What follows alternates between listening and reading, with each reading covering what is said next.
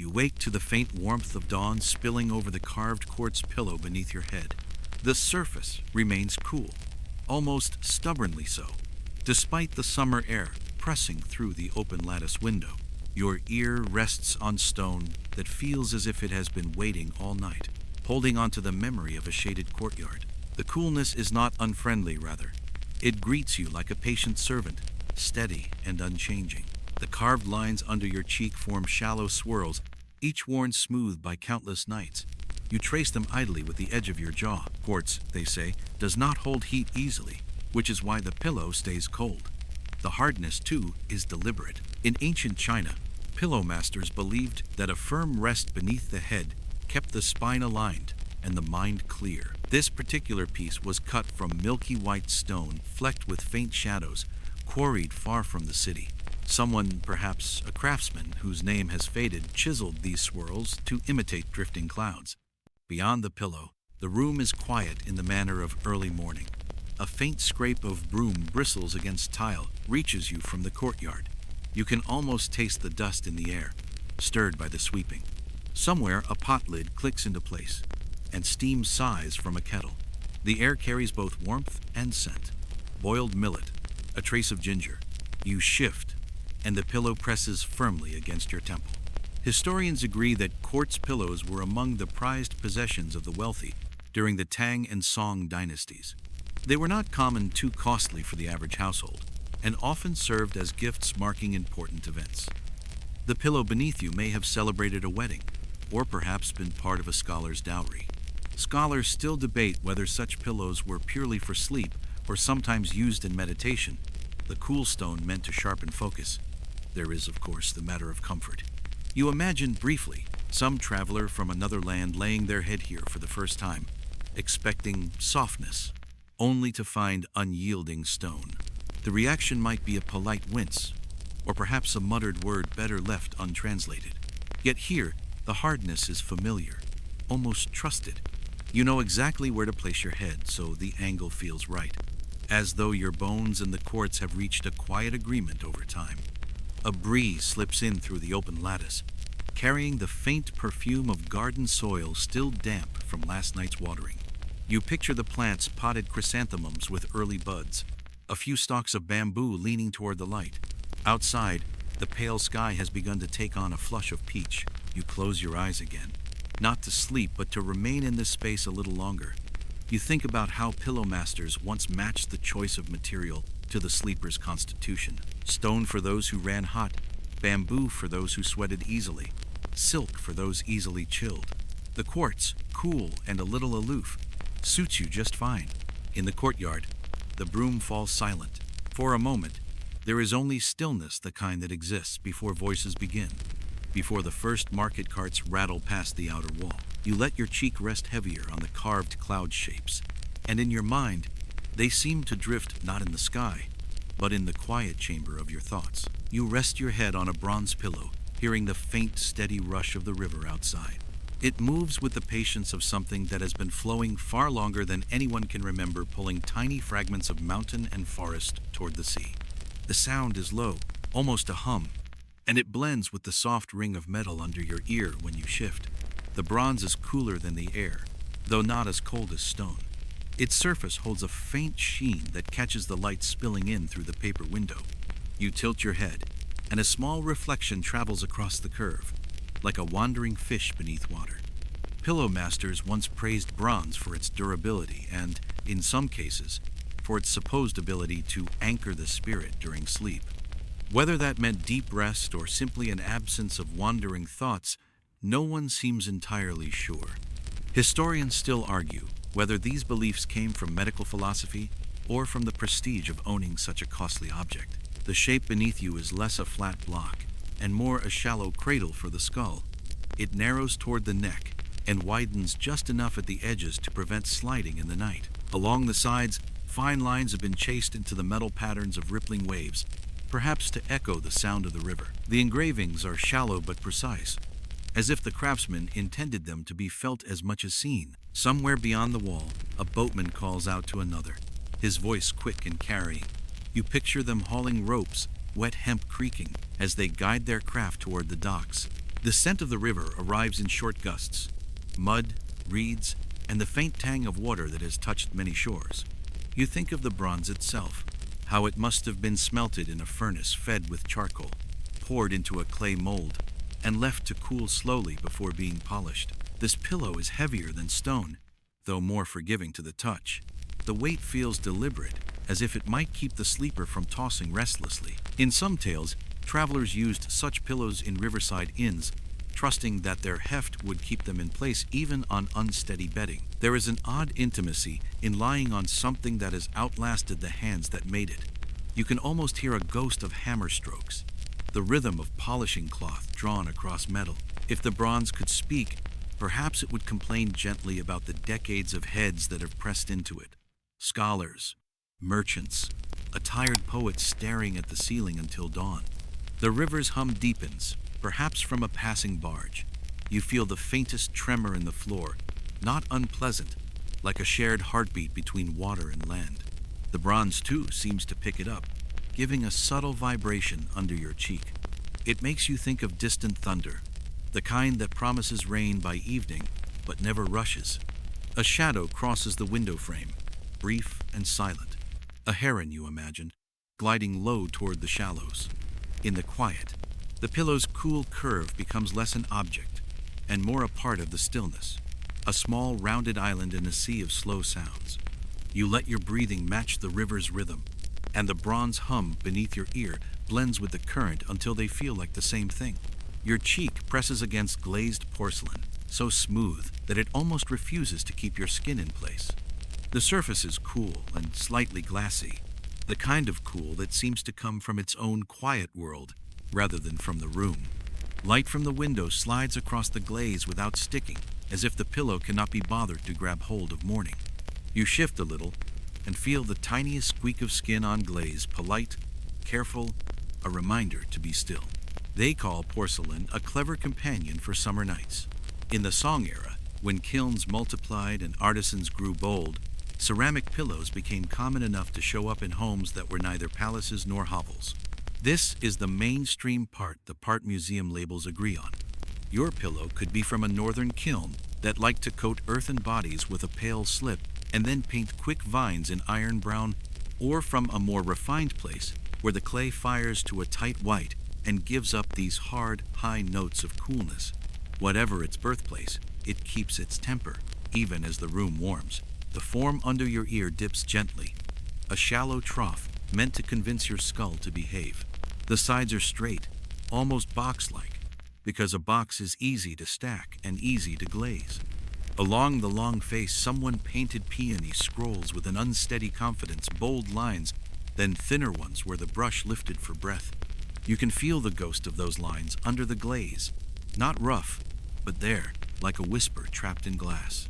You breathe in the room's slow air, a hint of rice cooling in a covered bowl, the dry paper smell of the screen, a medicinal sweetness from somewhere, maybe a neighbor's cupboard. Your ear warms the porcelain by a degree you can barely notice, and the pillow politely sheds that warmth to the air, as if brushing lint from a sleeve.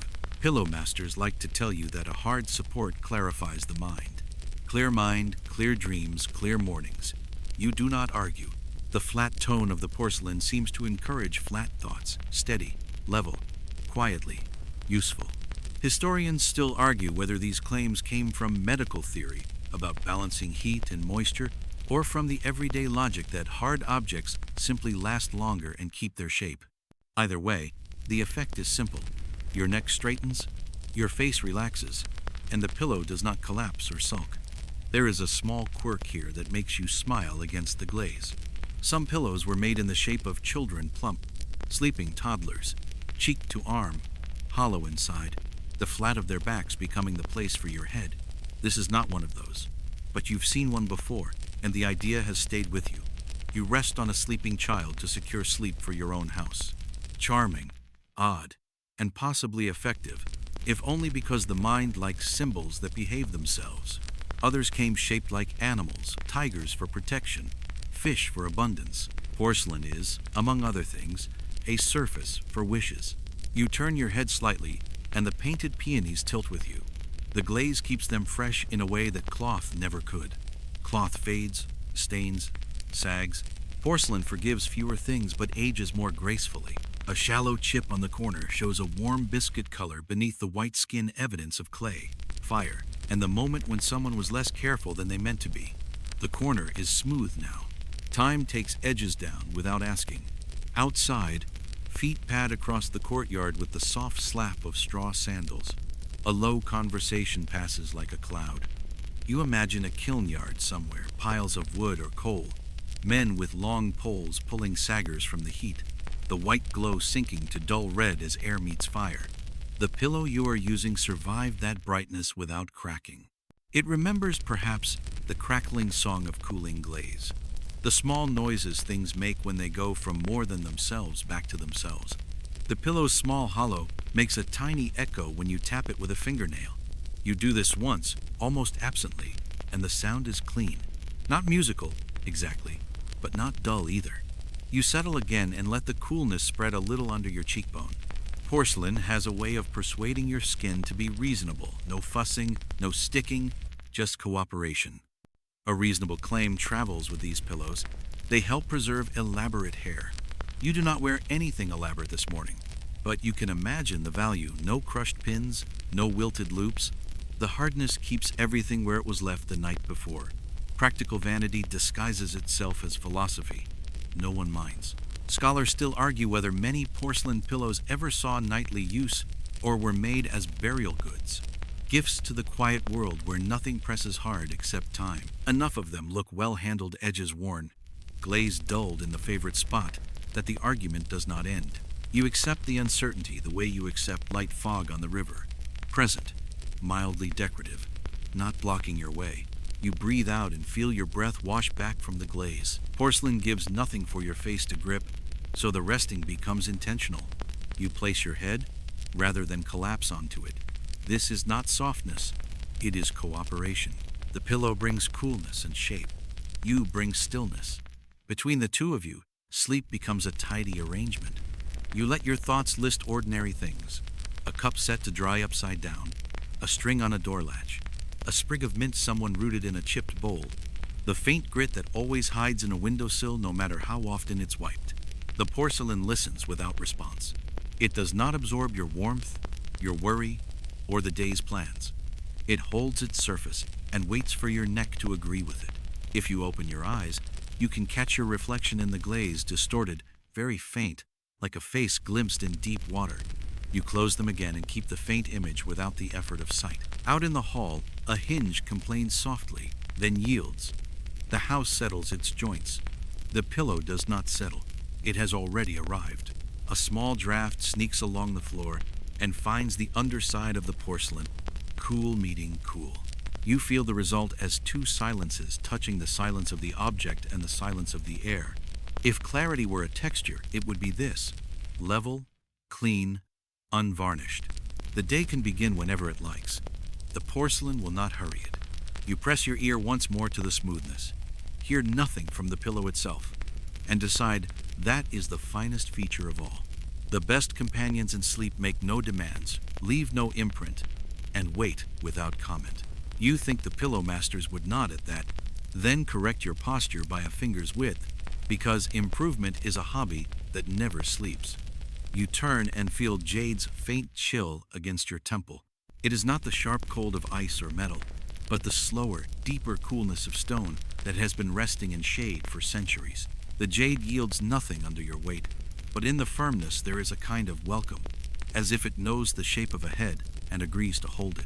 The surface is polished, smooth, each curve worked by hands that may have been gone for a dozen lifetimes. The color shifts gently from pale green to deeper moss, with cloud-like swirls and flecks that seem to move if you stare too long. Somewhere in the stories people tell, jade is not merely a material but a living presence, breathing slowly, guarding health, and keeping away bad dreams. Historians agree that such beliefs run deep in Chinese tradition, stretching back to Neolithic burial goods. The pillow beneath you might have been commissioned not just for comfort, but as a talisman for the sleeper's long life. Your cheek rests in a shallow hollow, carved to fit the curve of the skull. The edges are softly squared, as though the maker balanced precision with kindness. Along the side runs a low relief of curling vines, each leaf sharp enough to catch the light but smooth just enough to avoid catching the skin. You trace one absent-mindedly with a fingertip and feel how jade accepts warmth reluctantly, holding its own calm temperature even after hours of touch. From the open window comes the faint clink of ceramic bowls being stacked. Somewhere in the courtyard, a cicada begins its slow, rising call. The sound hangs in the air like heat itself, steady and unbroken. You breathe, in the scent of morning, the damp wood of the threshold, the faint trace of tea leaves that someone has just rinsed. Jade pillows were never common. They were for the wealthy, the powerful, or the exceptionally fortunate. Their expense was not only in the rarity of the stone, but in the difficulty of shaping it. The hardness resists the chisel, and each pass risks a crack that could ruin weeks of work. You imagine the craftsman hunched over it, tapping carefully, pausing often to turn the stone in the light. Scholars still argue whether jade pillows were meant for nightly use or mostly for display, the way some families keep fine lacquerware they never eat from. Perhaps both are true, depending on the household and the temperament of the owner. There is a quirk here that feels like a whispered joke from history. Jade was sometimes said to absorb the essence of the sleeper, collecting health over time. If that were true, you think, this pillow must be an archive of heads, a library of dreams pressed into green stone. What it might recall is anyone's guess. The murmured recitation of a poem before sleep, the sudden wakefulness in the hour before dawn, the quiet ache of someone missing faraway voices. A light breeze brushes your hairline. It is enough to send a faint rustle through the vines carved along the jade's edge, not real sound, but the suggestion of it, the way looking at painted water sometimes tricks you into hearing waves. You keep your head still, letting the hollow hold it exactly where it should be. The pillow does not soften with time. The jade remains unyielding, which is perhaps the point. In the logic of the pillow masters, a firm, level support encourages proper alignment of body and spirit. Softness may please in the moment, but misleads in the long hours of the night. Hardness, when chosen well, is a quiet teacher. You decide that the pillow's lessons are subtle ones: patience, steadiness, and the art of being exactly where you are without wanting to sink deeper. Outside, the cicada quiets, leaving only the shuffle of cloth from the courtyard. Somewhere, a small wooden door clicks shut. The jade, cool and constant, holds your head in its shallow cradle. It does not care whether you sleep or think. It only offers the same polished surface to each. In the play of light across the stone, you catch a faint reflection of the window frame, a distorted square that bends along the curve. You close your eyes, and the coolness under your temple seems to spread up into your thoughts, smoothing their edges the way a river smooths pebbles. The day will grow warmer. The courtyard will fill with voices. But for now, the jade keeps its own weather. Your head lies on a bamboo lattice, and the air moves through it like a polite guest who remembers to close the door softly behind them. The strips are thin and springy, shaved from green combs and scraped until they gleam the pale color of straw. Someone has woven them with deliberate gaps, small enough to support the weight of a skull, wide enough to let night breezes pass. When you shift, the lattice answers with the tiniest click. Bamboo against bamboo, a shy conversation that ends as soon as you become still again. Summer carries itself differently through bamboo. Heat rises and sulks near the rafters. Coolness gathers low, where the lattice lives. Your neck notices the distinction first. The back of your head no longer warms a pillow. It instructs the air to keep circulating. You can feel a path of air along your hairline, a little river in miniature. The weave keeps your face from sticking to anything. You are supported, not smothered.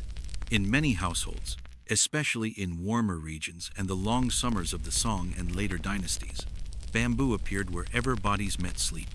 Mats on the bed platform, backrests for napping, and pillows like this that traded plushness for breath. This part is steady.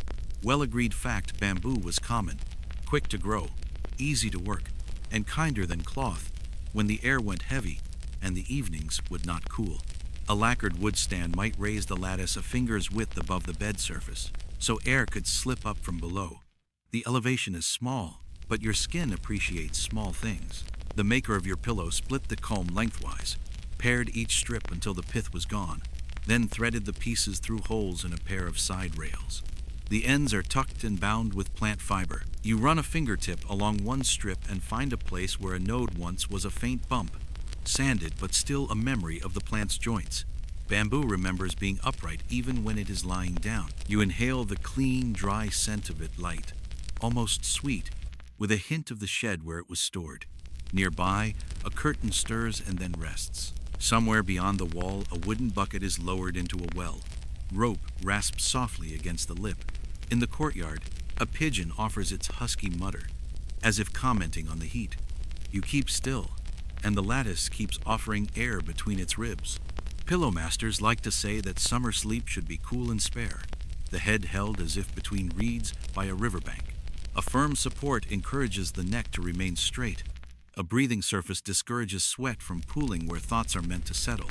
Historians still argue whether specific designs with wider gaps were reserved for the South, or whether regional names for these lattice pillows, some calling them wind pillows, others cool head racks, mark true differences or just preferences in language. The record is tidy in places and vague in others, like a ledger that kept the big numbers and forgot the coins. There is a small, smiling oddity in the world of summer sleep that you cannot help recalling here: the bamboo wife. A woven bolster meant to be hugged on sweltering nights so air could flow between body and bedding. People claimed it kept tempers even and dreams unsticky. Your pillow is not a bamboo wife, but the kinship is obvious, a family of objects designed to invite breezes to do their quiet work. The name is a joke and not a joke. Summer makes everyone sentimental about relief. The lattice has its own manner of instruction. It asks for alignment and rewards it with comfort. If you tilt too far, a strip murmurs a warning click. If you settle squarely, the clicks cease. Your skin learns the lesson without any need for thought. The little rectangles of light that slip through the window pattern themselves across the pillow's ribs, a woven shadow woven onto a woven thing. You can count them with half-closed eyes, and as you count, your breath finds a grid of its own. Inhale, 4 rectangles. Exhale, 4 rectangles. Tidy, predictable, and easy to keep. A mainstream fact arrives with the ease of something many households once knew. Bamboo, being hollow and quick to shed heat, does not hoard the warmth your body gives it. You can test this with your palm. Warm it, lift your hand, wait a breath or two, and touch again. The warmth has already departed, stepped out quietly, leaving the surface indifferent and useful. Pillow masters called this quality virtuous, which is a polite way of saying reliable. You notice the tiny variations in the strips, the faint smudge where a knife paused, the lighter streak where sun bleached a comb before it was harvested, the slight lift of a fiber that resisted the blade and then finally gave up. These are not flaws so much as whispers about how the pillow came to be. Your head is the last tool in the sequence, the one that tests the finished piece and decides how to lie on it. You pass the test if you do not try too hard. Outside, the day warms by degrees that the bamboo refuses to acknowledge. A child's laugh dashes across the courtyard, then fades as quickly as a dragonfly. A distant hawker sings about melons, the tune slanting upward at the end of each line. You imagine the melon's crisp bite, the clean juice, summer's answer to summer. The lattice approves of this line of thought. It prefers things that flow and then are gone without leaving residue. Scholars still argue whether certain bamboo headrests doubled as small tables when flipped, a claim that appears in a few late notes and in the confident memories of collectors. It would be tidy if true. Your lattice looks dedicated to its one purpose, but you can picture a broader, flatter cousin holding a cup of tea beside a sleeper waiting for the night to cool properly. That certainty remains just out of reach, like the exact number of breezes that passed through this room last night. A thicker gust arrives and trades places with the air beneath your head. The lattice lifts the new wind up to you, then lets it leave again without ceremony. You think of river bridges also latticed in their way, letting water pass and people cross and swallows build on the undersides. Bamboo likes being useful in repeated patterns. Its patience is geometric. There is no cushion to cradle indecision here, only a neat arrangement that makes indecision unnecessary. The lesson feels almost comically straightforward. Place your head, keep it there, let the air behave. If philosophy were built from furniture, it would probably begin with a summer pillow. You smile at the thought and feel the strips shift a fraction, acknowledging your amusement with a soft tick. The hour lengthens. The shadows change their weave. A faint bead of moisture appears at your temple, and then disappears as quickly as it formed, the lattice refusing to negotiate with sweat. You do not have to praise this refusal. Your skin does it for you by relaxing. The pillow offers no dreams, no symbols, only a condition in which ordinary sleep can happen and not be bothered. When you finally lift your head, the pattern of thin ribs lingers in shallow, harmless marks along your cheek, like a watermark on paper that proves the sheet is what it claims to be. The impression fades by the time you notice it. The pillow has already forgotten you, which is the kindest thing a summer pillow can do. You adjust on a lacquered pillow, its surface painted with drifting clouds that never move, no matter how the night turns. The lacquer has the gloss of still water, holding the room's dim light in a way that blurs its edges. You tilt your head and see the faint shapes of the window lattice bend in the reflection, as though the pillow itself were keeping its own sky. Beneath the lacquer is wood light enough to move easily, strong enough to hold its shape. The surface is built from many layers of resin, each brushed on, left to harden, and polished smooth before the next. Lacquer is slow work. It resists haste. Each layer carries the faint scent of the tree it came from, though here it's been softened by time into a warmth you can only catch if you breathe closely. The clouds painted on top are simple strokes of white, outlined in the pale gold of powdered brass. They sit low on the black background, as if drifting at night. The style is not elaborate. It does not need to be. Pillow masters like to remind owners that simple patterns ease the mind before sleep. The steady arcs and curls invite the eye to follow without asking where they end.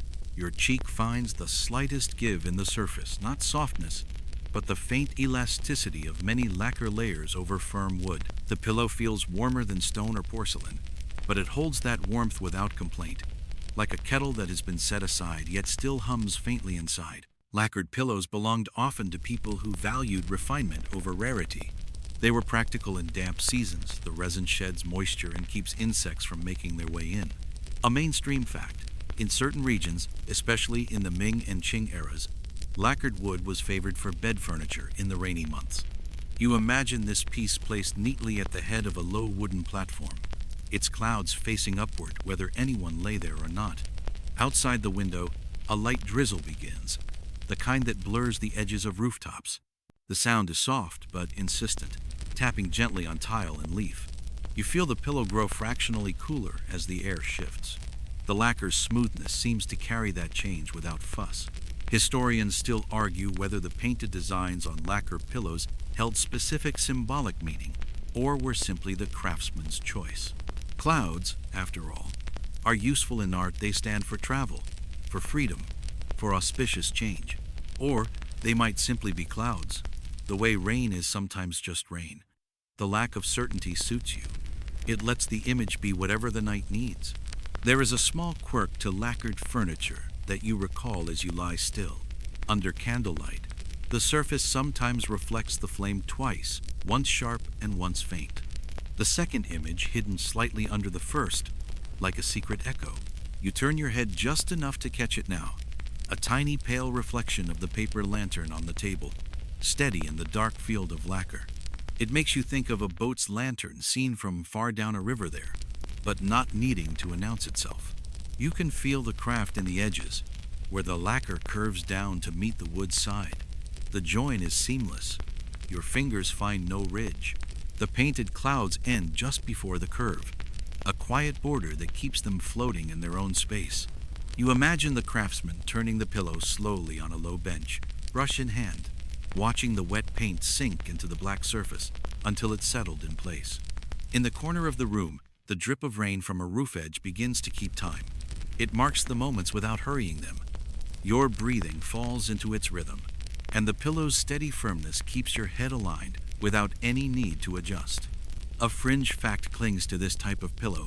Some were said to be better for one's complexion, as lacquer's smoothness reduced friction on the skin. Whether true or not, the surface under your cheek feels kinder than the carved stone or the split bamboo. It offers no ridges to leave marks, no weave to pattern your face. only the faint, unchanging cool of its polished surface. The rain lightens to a whisper. Outside, the smell of damp earth swells through the open window. You let it in, let it mix with the faint resin warmth of the lacquer, and the air feels complete. When you close your eyes, the painted clouds remain unmoving, untouchable, but somehow enough to carry you partway into sleep. Their stillness feels deliberate, as if they have been waiting for this exact moment to show you how to rest without drifting. You catch the faint scent before you fully wake, a soft sweetness that threads through the room without insisting on itself. Your cheek rests on a block of cassia wood, so the household calls it plain, smooth, and rubbed with oil until the grain learned to shine. It is not cold the way stone is, nor slick like porcelain. The wood holds a temperate warmth, the kind that remembers rooms and seasons. Under your temple, it feels steady, with just enough give to whisper that it was once alive. The perfume is quiet, cinnamon's cousin, more bark than confection, with a dry, almost citrus edge that comes and goes as you breathe. It has soaked into the fibers over years, so there's no single source, only a background song. A mainstream piece of knowledge drifts up with the scent. Aromatic hardwoods, camphor, cassia, sometimes nanmu, were prized for pest-resisting chests and bed furniture across many dynasties. Boxes held garments safe from moths. Bed rails and headrests kept dampness at arm's length, and lent sleep a faint fragrance that announced care rather than luxury. Your pillow participates in that tradition even if its maker never announced it. The block beneath you is not a perfect cube. Its upper face dips into a shallow cradle, barely visible unless the light strikes just right. Someone carved it with an economy that respects both the wood and the sleeper. The edges are slightly chamfered, enough to keep the corners from biting curious fingers. Running across the top, a pair of hair-thin vents allow air to move, the openings angled so they do not show at first glance. You shift, and the scent brightens by a notch, as if the pillow politely cleared its throat. From outside the window comes the slow, dusting sound of a broom touching stone. A kettle lid chatters once, then settles. The air itself feels composed. A little dampness from the garden, a little warmth from the stove, and the thread of cassia that stitches them together without comment. You find your breath pacing the scent inhale, the bark note, exhale, the dry sweetness that lingers like memory. You have been told gently, and more than once, that cassia eases the heart, not the organ. An older aunt had clarified, tapping the center of her blouse. The feeling. Pillow masters nodded along with physicians in their treatises. Fragrant woods calm the spirit. A clear head rests more deeply. Historians still argue whether such prescriptions grew from classical medical theory about warming and dispersing chill, or from plain practical experience. Pleasant smells keep a sleeper from fretting. The line between medicine and common sense proves slippery at night. The wood wears tiny marks honestly. Here, a darker oval, where resin once gathered and was later sanded smooth. There, a faint ripple where the grain rose after a humid summer and was coaxed flat again with oil and cloth. You trace a finger along the face and feel the warmth your skin leaves return to you a moment later, like a nod. Stone keeps its own weather. Wood learns yours. Your ear catches a small creak deep within the block when the house shifts timbers answer timbers, and the pillow replies with a polite pulse. Not quite a sound, more a felt agreement. You think of the tree this came from. Roots in leaf litter, rain climbing through xylem, winter nights when the bark held fast against frost. The scent you are breathing is time turned into air. A fringe habit sometimes clings to pillows like this. In some houses, a line of verse is brushed in ink on the underside, out of sight and out of pride, so the head would rest on words as well as wood. You lift one edge just enough to check, and there it is, 3 short characters softened by oil and rubbed nearly to ghosts. You cannot read them clearly, but you like knowing the wood keeps a secret. Whether people truly slept better for the company of a hidden poem, no one can prove.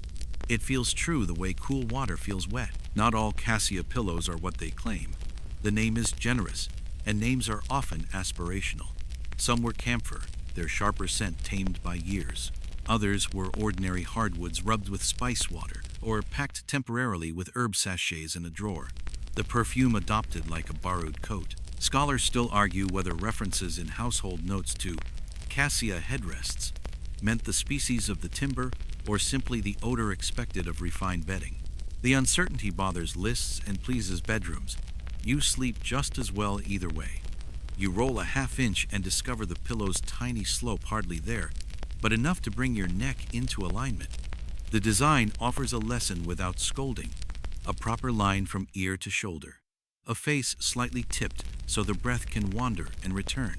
Where softness invites drift, the cassia block invites position. Not discipline exactly, just a gentle preference expressed in grain and geometry. From the courtyard comes the gentle cluck of a hen, an answer from another corner, and the quiet scrape of a door. Steam breathes through the paper screen, bringing with it a hint of rice and today's first leaf steeped too briefly in hot water. The cassia scent does not compete. It folds around the new smells and keeps its calm. A mainstream fact returns, flexing its certainty. Camphor and cassia chests were famed for protecting silk and books. A pillow is simply a smaller argument for the same virtues: resistance to rot, a discouragement to unwelcome insects, an atmosphere that says everything has been considered. You smile at the idea of a pillow as a modest steward of order, keeping the night dry, the mind even, the moths uninterested. You think, for a moment, of another quirk that sleeps at the edge of memory, some households warming the face of a wooden headrest by the brazier in winter, not to make it hot, just to take the chill from it before slipping it under the nape. The practice appears in recollections and disappears in inventories. Whether it was common or merely sentimental, historians hesitate to say. The image remains pleasant. A careful hand turning the block near firelight, testing with the back of the fingers, and then delivering it like a quiet favor to a waiting bed. Your fingertips find the end grain and the tree's rings, stacked years pressed flat. In that end grain, the scent is strongest, as if the seasons stored there still wish to speak. You lift the pillow, just enough to let your nose brush the corner, and inhale. Bark, sun, the echo of a market stall where spices were traded, the cool of a storeroom where cloth slept in cedar-smelling dark. All of it arrives and then recedes, tidy as a tide. When you lay your head down again, the cradle welcomes the familiar weight. The pillow does not shape itself to you. It reminds you how you were meant to be shaped. It is satisfying the way a well-made door latch is satisfying. Nothing dramatic, simply right. The scent hangs on, a low lantern that does not flicker. Outside, a cartwheel grumbles to life. A child murmurs an argument with sleep and loses politely. Somewhere, two bowls touch rim to rim with a porcelain clink. The cassia note remains, almost a flavor on the air now, and you realize it has done its work. Your breathing is slow, your jaw unclenched, your eyes perfectly undecided about opening or closing. If you had to account for the virtue of this pillow, you would fail. You would list parts, grain, angle, scent, the way wood behaves at dawn, and still you would not capture the simplest thing. It lets the room become gently ordinary. That is enough. You leave your cheek where it has been and allow the day to approach at the speed of cassia measured, fragrant, unhurried, with nothing in excess. Your neck rests on polished stone, cool and deliberate, the kind of cool that makes you aware of your pulse. The surface is smooth enough to reflect a blurred fragment of your face if you tilt your head just so. Its color is pale gray with faint marbling, like slow clouds under ice. The pillow's weight anchors it in place. It will not slide away in the night, no matter how the mat beneath it shifts. You suspect this weight is part of its purpose. A mainstream fact arrives without effort. In the Tang and Song dynasties, stone pillows were sometimes prescribed for health, believed to balance the body's heat and preserve vitality. A cold head was thought to keep the mind clear, even lengthen one's years. The belief was serious enough that some medicinal texts listed stone rest alongside herbal decoctions. Whether it worked or not is harder to say. Scholars still argue whether the youth-preserving claims were rooted in medical theory about cooling the body or in the more symbolic logic of resisting the wear of time with something that itself does not age. This particular pillow is a single block, its upper face gently concave to cradle the skull. The edges have been softened by patient polishing, each pass of cloth and sand smoothing the meeting of planes. The surface gleams faintly in the morning light, not like metal, but like skin that has just been rinsed in cold water. You place your palm flat on the stone and feel how quickly it takes the warmth away. Not greedily, more like it is returning your heat to the air, keeping itself unchanged. A faint echo sounds when your fingernail taps the surface, a reminder that even this dense body holds tiny hollows where air hides. The room is still. Somewhere outside, water drips from the eaves into a basin, each drop meeting stone with a note that sounds almost like the pillow might if it could speak. The air holds the faint scent of last night's fire. Embers extinguished with water, a trace of ash. You think of the quarry this stone came from, how it must have been cut from a larger slab, each strike of chisel and mallet sending a vibration through the block you now rest on. The craftsman knew where to strike, how to avoid flaws that would splinter under weight. Perhaps they tested the piece by pressing their own head against it, deciding if the curve was generous enough. There is a fringe detail in the lore of such pillows. Some were left unpolished on the underside, the rough surface thought to keep evil dreams from climbing up into the sleeper's head. Whether the idea was protective or merely a byproduct of saving labor, you cannot tell. The underside of yours is hidden from view, but the thought lingers that even a simple block may have secrets in the part that never meets the eye. You shift slightly, and the stone greets your skin anew, its coolness replenished, as if it has no memory of the last contact. It encourages you to lie still, to accept that movement will only trade warmth for chill again. In this way, it trains the body quietly. Outside, a vendor calls out in a slow, practiced rhythm, the syllables stretching to carry down the street. His cartwheels murmur over uneven ground. You listen without moving, letting the sounds pass over you like water over rock. The pillow offers its own lesson in endurance, to remain unmoved while the world rearranges itself around you. A question rises unbidden: how many heads have known this stone? If it has been passed through generations, it may hold a silent record of countless mornings like this one, countless pulses felt through the same shallow curve. There is no way to know for certain. The stone will not answer. That is part of its dignity. The light in the room shifts slightly, brightening one side of the pillow. The marbling in the stone seems to stir, though it is only the sun making its slow climb. The polished surface holds the brightness briefly, then releases it, as if unwilling to hoard even light. You breathe evenly, the cool under your neck making each breath feel deeper. The pillow does not change, and in its refusal to change, it becomes the one fixed point in the room. Everything else, air, sound, light, moves around it.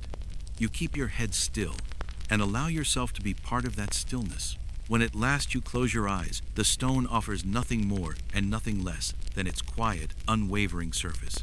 It will be the same tomorrow and the day after. That constancy is its gift. The pillow beneath you gives a soft, polite rattle when you move, the sound of dry leaves shifting in a small, hollow world. You pause so you can hear it better. It is not a loud rattle, more like a whispering broom in a courtyard, or the hush of paper being folded. The body of the pillow is porcelain, shaped like a tidy rectangle with a shallow trough for your head. One side is pierced with tiny vents, each no bigger than a grain of rice, arranged in a neat grid that someone measured carefully and then pretended not to. Porcelain keeps its familiar, cool, smooth, and indifferent, but the hollow inside changes its mood. There is air in there, and in the air there are herbs, dry leaves, seeds, a few brittle flower heads that have forgotten their colors. You breathe in. A faint green sweetness rises, mugwort most likely, with its grassy bitter edge, perhaps a trace of chrysanthemum, a gentler note that leans toward honey without getting there. If you listen with your nose, a foolish skill you have somehow acquired, you catch the slight warmth of patchouli or its local cousin, the kind of scent that insists it is practical, not perfumed. A mainstream fact fits quietly into the room. Across many dynasties, households used fragrant herbs to scent bedding, repel insects, and settle the heart. Pillows, sachets hung from bedposts. Even the seams of summer mats got their share. The practice was not considered rare or eccentric. It was tidy housekeeping with a hint of medicine. Your ceramic pillow participates by way of its cavity, which keeps the herbs clean, dry, and ready to stir whenever a sleeper shifts. You tilt your head, and the filling murmurs again. The top face of the pillow dips to support your skull, and beneath that curve, the porcelain shell leaves room for a small chamber. The vents along the side do the work of an attentive host. They let fragrance wander out, let stale air slip in, and deny entry to anything that bites or chokes. You imagine the pillow opened months ago for refilling, the base removed, perhaps a snug ceramic cap twisted off, or a thin plug lifted with a fingernail so the herbs could be renewed. You picture the herbs on a woven tray in the sun, crisping quietly. Someone sifted them by hand, discarding the stems that would poke, and keeping the friable leaves that crumble into friendly shapes. Mugwort for warding, chrysanthemum for clarity, a breath of sandalwood if the house could afford it, or camphor chips if mosquitoes had been particularly opinionated that summer. The mixture is guessed rather than prescribed. A household recipe is not a medical text. It is a conversation between the cupboard and the season. When you settle again, you feel the cool porcelain against your cheek and the ghost of warmth from the herbs drifting up through the vents. The effect is modest but steady, the way a well-made door keeps breezes honest. Pillow masters like to say that sleep should not be a negotiation. A good pillow removes a few arguments from the night. This one takes up the topics of heat, damp, and pests and discusses them calmly on your behalf. Outside, morning gets on with itself. A sparrow makes 3 syllables of its single small announcement. A distant cartwheel thumps over a stone it has met before. The pillow's rattling quiets as you choose stillness, and the fragrance softens to a background that seems to belong to the room as much as to the pillow. A quirky tidbit arrives, carrying the smile of someone's grandmother. Some families tucked a pinch of tea leaves into pillows meant for scholars because a head that sleeps on tea wakes before noon. The reasoning is charming rather than rigorous. Dried leaves have little to offer, but scent once sealed behind porcelain. Still, the idea persists in anecdotes. A pillow that reminds a mind to behave. Your pillow smells more of field than tea house, but you accept the kinship. The glazed sides are modestly decorated, 2 swallows, painted in quick iron-brown strokes, and a few reeds that refuse to take themselves seriously. You run a fingertip across the glaze and feel the pebbled hint of brushwork swimming underneath. A small chip on one corner shows the warm body below the white skin, a reminder that beauty survives ordinary mistakes. Historians still argue whether the herb-filled ceramic pillow was a common nightly object or a special occasion solution to summer and sick rooms. Excavations give us many hollow ceramic pillows with vents. Residue clings rarely and tells stories only when chemistry is invited to the conversation. Some scholars propose that the hollows merely made the ceramic cool faster and lightened the weight, while others point to household notes that speak plainly of refilling the headrest, as if it were as routine as boiling water. The certainty, like the fragrance, escapes through vents and behaves itself just beyond reach. You notice how the pillow's sound has trained you. You move more slowly to avoid rousing the leaves into a rustle.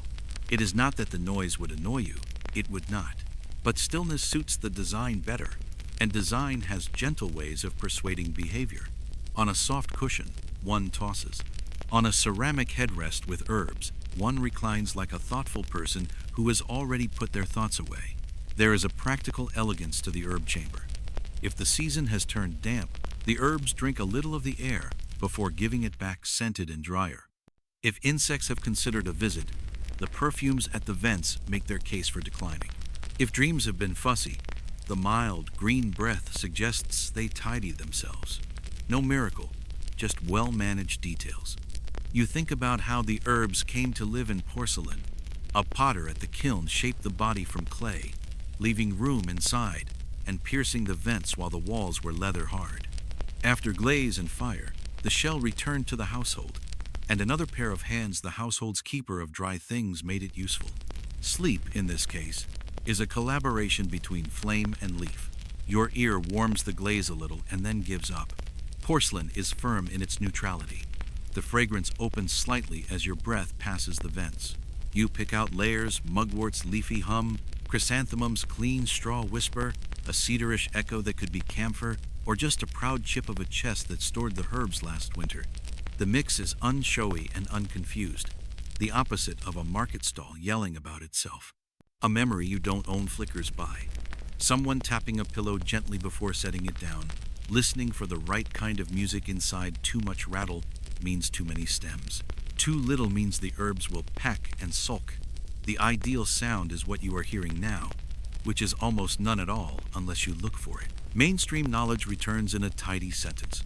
Mugwort, chrysanthemum, and similar aromatics appear again and again in notes about seasonal bedding and sachets, praised for clearing the head, calming the heart, and banishing summer pests. Whether the praise comes from honest relief or from the comfort of tradition barely matters at 2 a.m. The nose decides before scholarship arrives.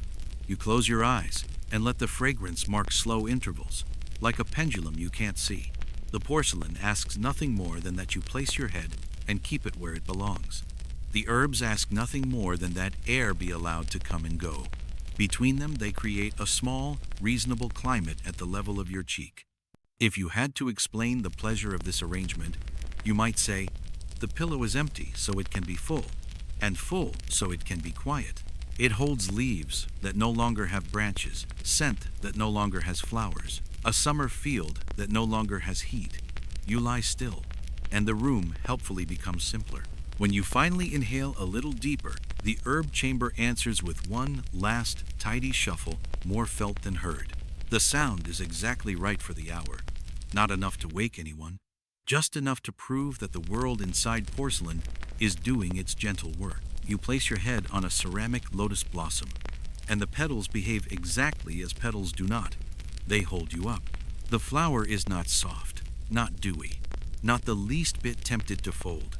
It is all curve and resolve, a bloom trained by the kiln to remain in full, permanent mourning. Your cheek settles into the shallow bowl of the central calyx, and the petal rims rise around it like quiet attendants who have learned to stand without fidgeting. The glaze is a pale green that makes the room feel fresher than it is, a celadon tone with a hint of blue in the deeper pools. Where the clay meets the glaze at edges, the color lightens as if the petal tips were catching sunrise. Along the outer face, incised lines mark the veins quick, confident strokes cut while the clay was leather hard and willing to listen. You run a fingertip along one tooth of the rim and find it rounded for kindness. Whoever finished the piece knew that night has a way of finding any sharpness left behind.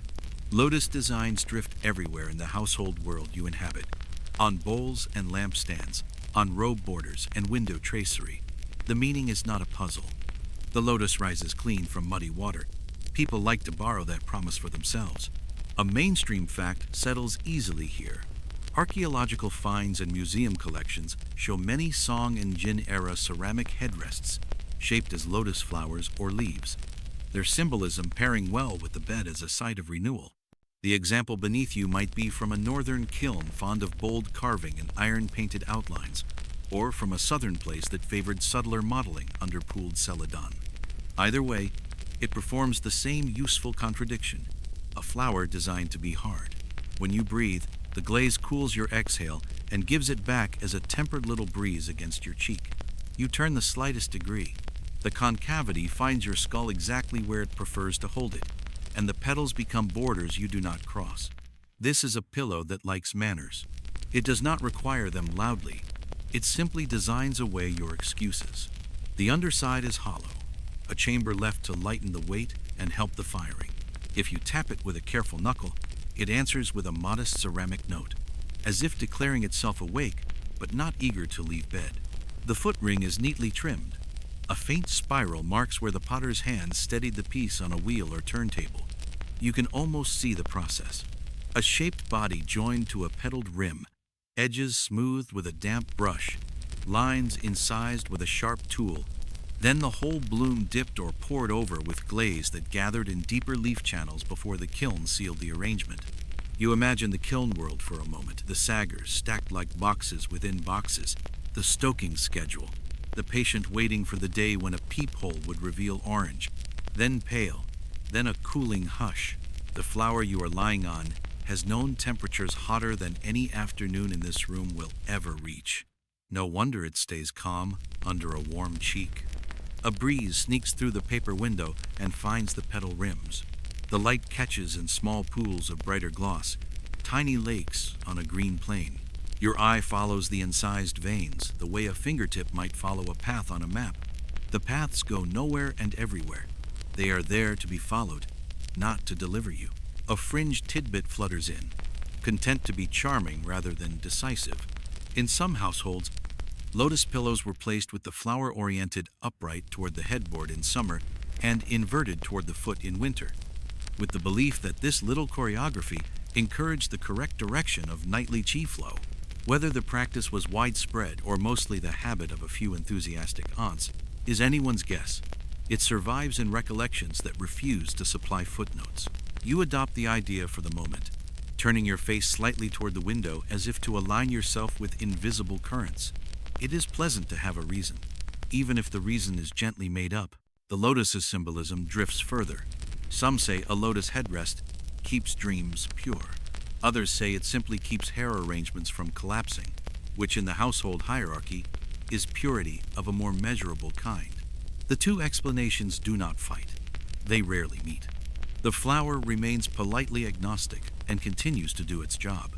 Historians still argue whether certain lotus headrests were made chiefly for burial sets, the quiet furnishings of the afterlife, or for nightly use among the living. Many tomb goods include pillows of this sort, perfectly preserved flowers that never met a heavy head. Yet there are also pieces with softened edges, rubbed glazes, and small repairs that confess years of ordinary service. The line between the two lives, ritual and practical, runs through the clay and disappears beneath the glaze. You accept the uncertainty the way you accept the petal's firmness, simply and without needing it to change. Somewhere in the courtyard, a bucket handle knocks softly against its iron hook. A kettle lid lets out a patient, rattling sigh and then settles. The pillow holds your head steady through these small announcements, as if it were a boat and you, a passenger, who has decided not to reach for the oars. The lotus shape solves tiny problems you didn't know you had. The petal rims keep a sleeper who drifts from sliding off the center. The gentle dip discourages the mouth from burying itself in bedding. In summer, the bare glaze stays cooler than cloth. In winter, a folded square of fabric can be set over the bloom to take the first edge off the chill without erasing its guidance. A design that allows accommodations has already understood people. On the outer wall of the flower, two quick brush-painted seed pods float among the carved veins, dark specks within round forms, a promise of more lotuses someday. The painter did not obsess over realism. This is not a botanical specimen. It is an emblem that behaves gorgeously at arm's length. You pass your fingers across the painted pods and feel them not at all. The glaze has swallowed every stroke into a single skin, one of glaze's private joys. You think about the absurdity you are now accepting to rest on a blossom. If it were a real lotus, your head would sink, water would argue with your nose, and the morning would become dramatic, which no one has asked for. But clay offers the flower a spine. It holds the symbol in a way the living plant cannot, letting you borrow the idea of purity and still get a decent nap. A very small chip on the petal rim has turned the color of toast where the glaze broke long ago. It does not catch. It only tells you the piece has met a few decades. There is comfort in objects that have continued to function after their first imperfection. They make room for yours. You breathe again. Slower now. The lotus holds the position without opinion.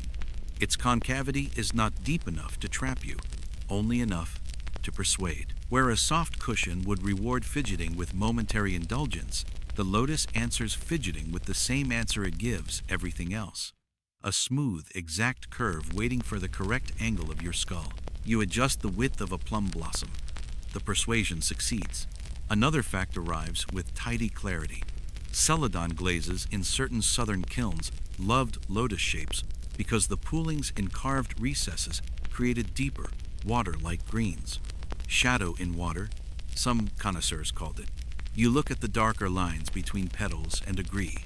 Water without wetness, leaf without fragility, a flower that will not age out of its bloom.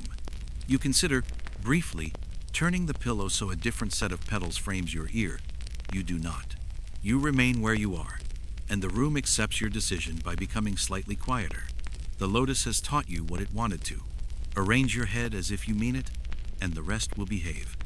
When you finally close your eyes, the curved lip of a petal brushes just within the edge of your awareness, like a low sill at an open door that you step over without thinking. The breeze, such as it is, moves on. The glaze forgets your warmth a moment after you lift away. Nothing is recorded except your breathing. The lotus neither demands memory nor supplies it. It offers, you accept, and the night that great muddy pond produces a clean bloom. Your cheek meets silk stretched tight over molded clay, and the first thing you notice is that the softness is an illusion. The silk yields a breath under your skin, but beneath it the clay waits cool, steady, unbending. The cloth only dresses the firmness, like a courteous host offering a cushion before guiding you to a wooden bench. The silk is painted, not embroidered. This means the surface is perfectly flat, without the small bumps that threads would bring. A scene plays itself along the length. Cranes in shallow water, necks folded like questions, legs reduced to thin, graceful lines. Their beaks point toward tufts of reeds that bend slightly, as if caught in a breeze that has forgotten to arrive. The painting is done in muted mineral colors, soft gray for the birds, a green so pale it almost becomes the silk itself for the reeds, and just the faintest ochre wash for the shallows.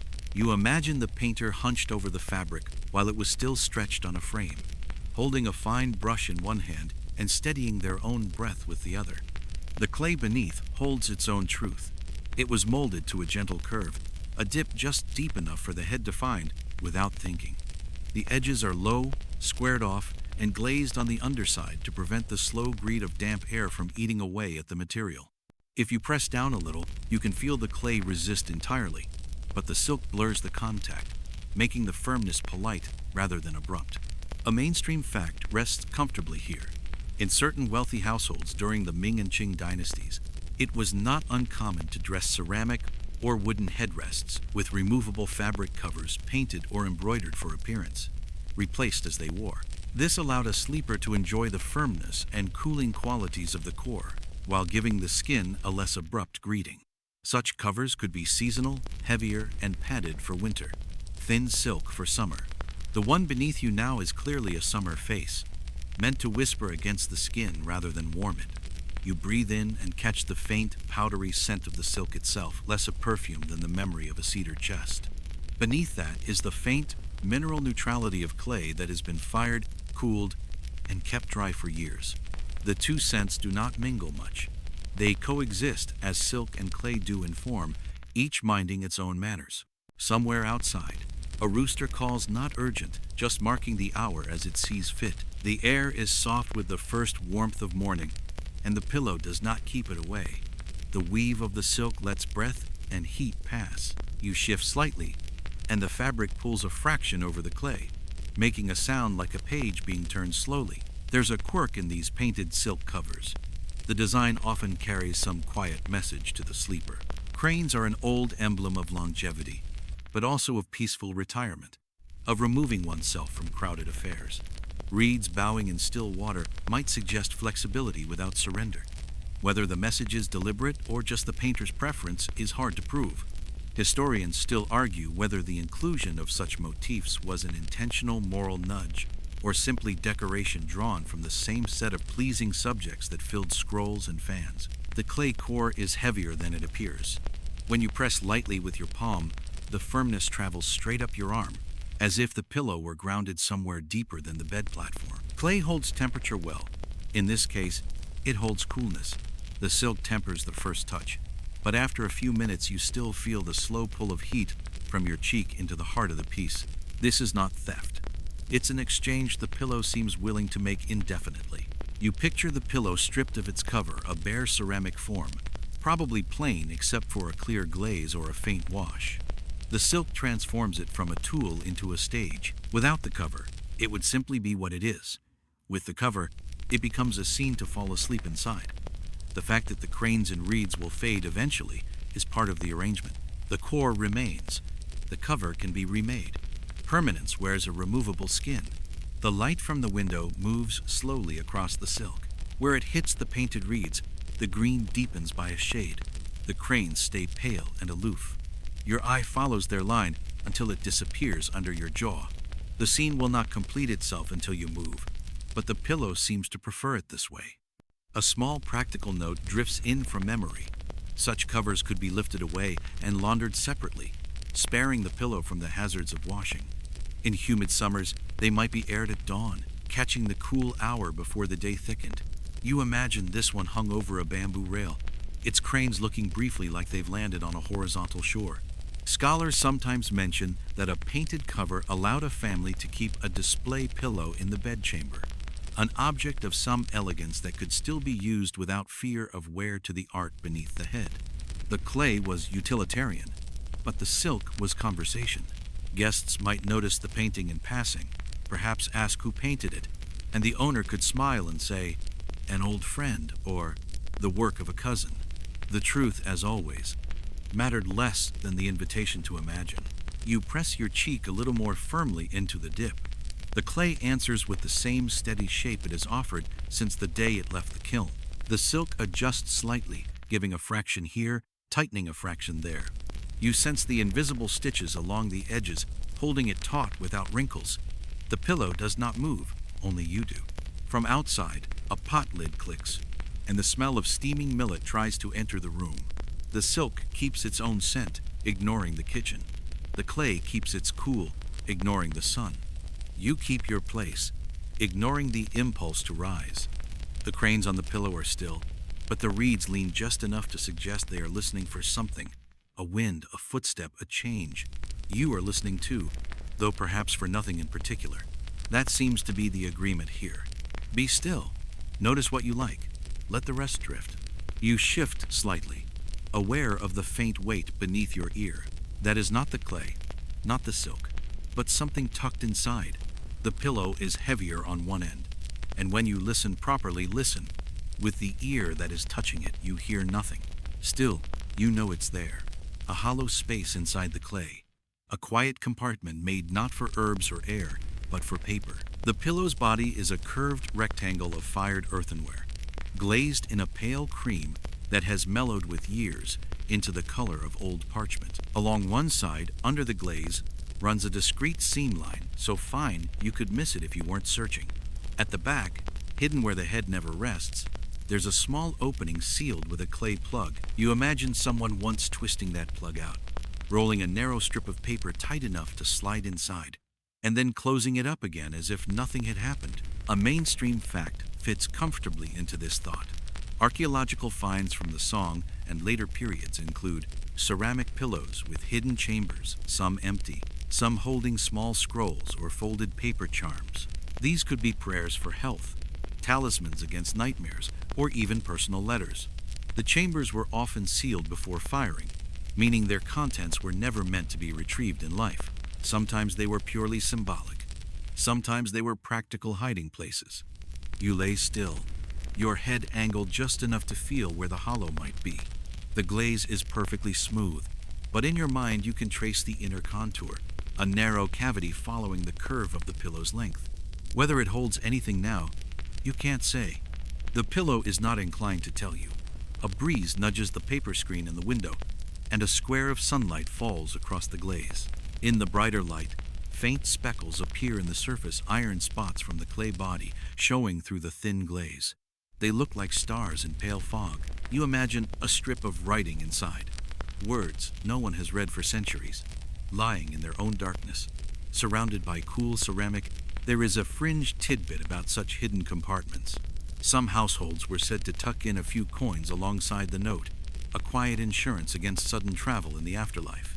Whether this was a comfort for the sleeper or the one who arranged the bedding is unclear. Historians still argue whether most of these compartments were meant for daily use hiding tokens and messages in a living household, or whether they were made chiefly for burial goods. The evidence tilts both ways, depending on which excavation you ask. Your cheek warms the glaze slowly.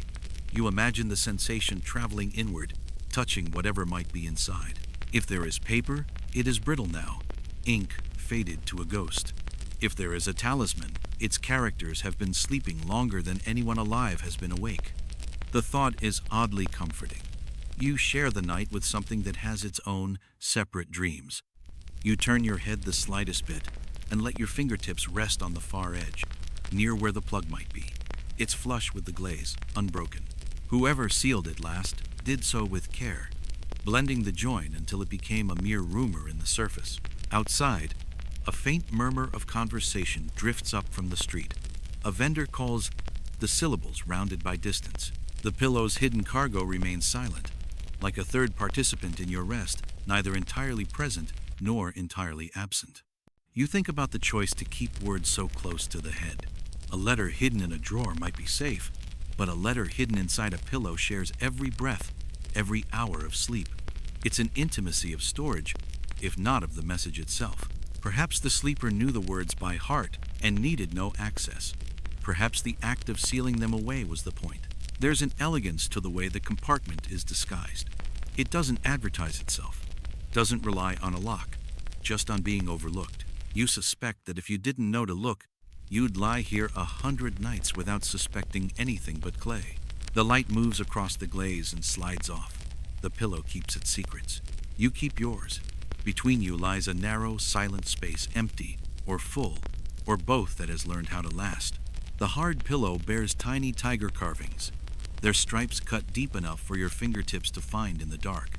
You lie still, feeling the reliefs under your ear, like small ridges of a map. The tigers face outward along the pillow side, one at each end, as if keeping watch over the space where your head rests. Their eyes are round and slightly exaggerated, the kind of expression meant to look fierce but that time has softened into something almost friendly. The pillow is made of fine, dense stoneware, its glaze a warm ochre, with darker accents rubbed into the carved lines to bring the tigers forward. You notice the curve at the top, gentle enough to cradle the skull without slipping, and the firmness that leaves no doubt about where your head belongs. A mainstream fact arrives easily. In Chinese decorative tradition, tigers are powerful protectors, often used as charms to ward off evil spirits and nightmares. On pillows, they were thought to keep the sleeper safe, especially children. This belief has roots in both folk practice and the wider symbolic language of animals in art. The tiger's image appears in bed hangings, cradle carvings, and even on small amulets. Here, the protection has been worked directly into the object that meets your skin. You tilt your head slightly, and your jaw brushes the arc of a carved stripe.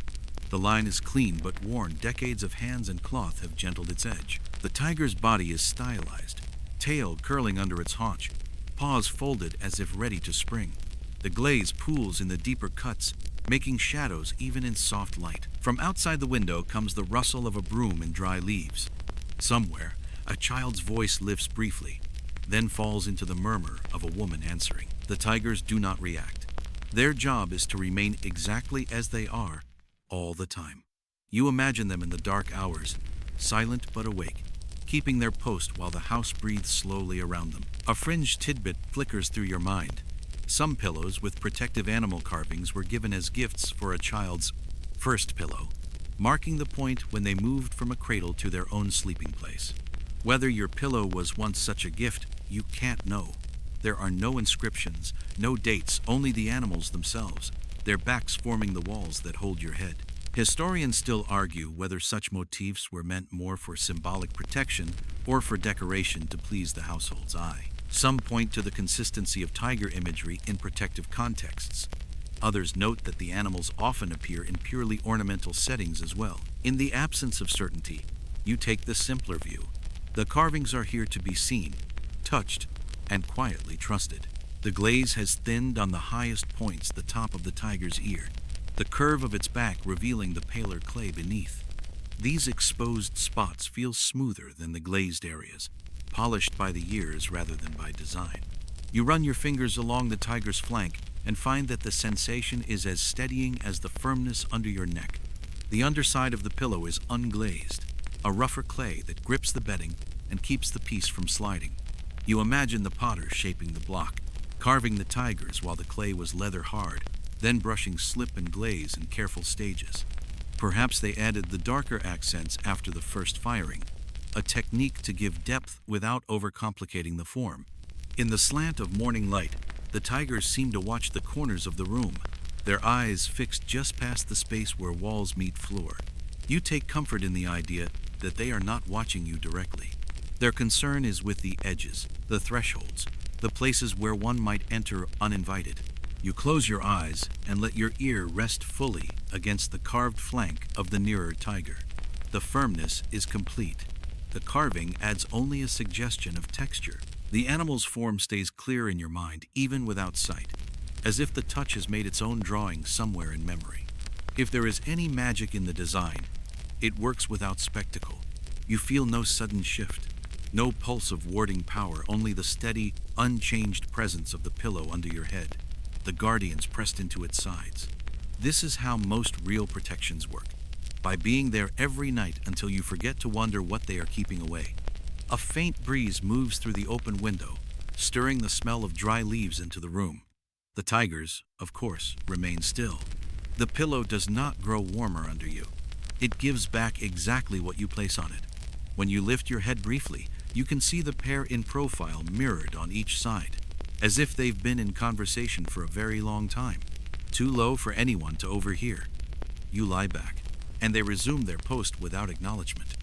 On the road, you rest against a small collapsible wooden pillow, light enough to carry on horseback and sturdy enough to pretend it's a piece of furniture.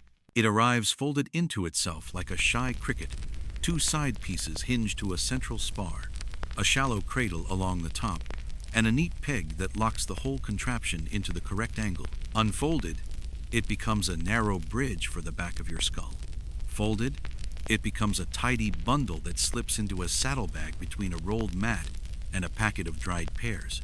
The wood is close-grained, perhaps elm or jujube rubbed with oil to a quiet sheen, the color of strong tea.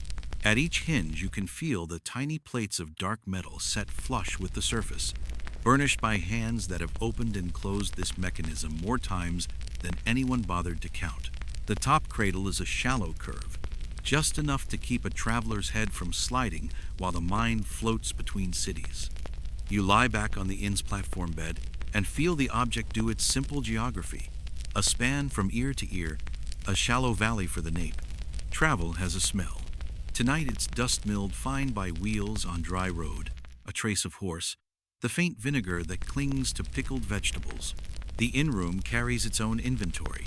Smoke from the common room below, straw from the new mat, a ghost of last night's tea. Your headrest adds only the resin-laced warmth of polished wood. You place your weight carefully, and the hinges answer with a small, satisfied click. The pillow approves of being used as intended. A mainstream fact comes along on steady feet. Portable wooden headrests appear across late imperial travel culture, mentioned in household lists, pictured in travelers' albums, and implied by the sheer number of bring-your-own-bedding notes that accompany trips in Ming and Qing records. Inns often provided hard blocks or ceramic pillows, but their quality varied in ways that invite polite understatement. A folding headrest solved that with personal certainty. Your neck, your angle, your object. It also helped preserve hair arrangements during long journeys. In sedan, chair, or cart, hard support cooperated, where soft bundles betrayed. You run a fingertip along the top rail. The maker shaved the edges round and left a thin spine along the middle, a slight ridge that tells your head where to stop exploring. At each end, the rails step down into legs that flare a little for stability. Pinned through them are the metal leaves of the hinges, held with short rivets that show a shallow hammer blossom on either side, tiny flowers opened by blows. The locking peg is a clever wedge covered by a sliding sleeve. When you nudge it forward, the legs refuse to fold, a polite refusal that makes sleep feel less like a gamble. The room quiets by degrees. A mule coughs in the courtyard. Someone's ladle knocks the rim of a pot. Then the inn returns to its steady hum. You try out a miser shift, 1 inch left, 1 inch right, and the headrest keeps your skull where it belongs. It encourages restraint not by scolding but by design. Its lesson is clear. On the road, simplicity is a form of kindness. A quirky tidbit rides in under a lantern-bright grin. Some travelers kept a small stash inside their headrest when the rails were made hollow. The cavity could hold a few silver strings or a rolled note. The trick required a removable dowel or a disguised plug.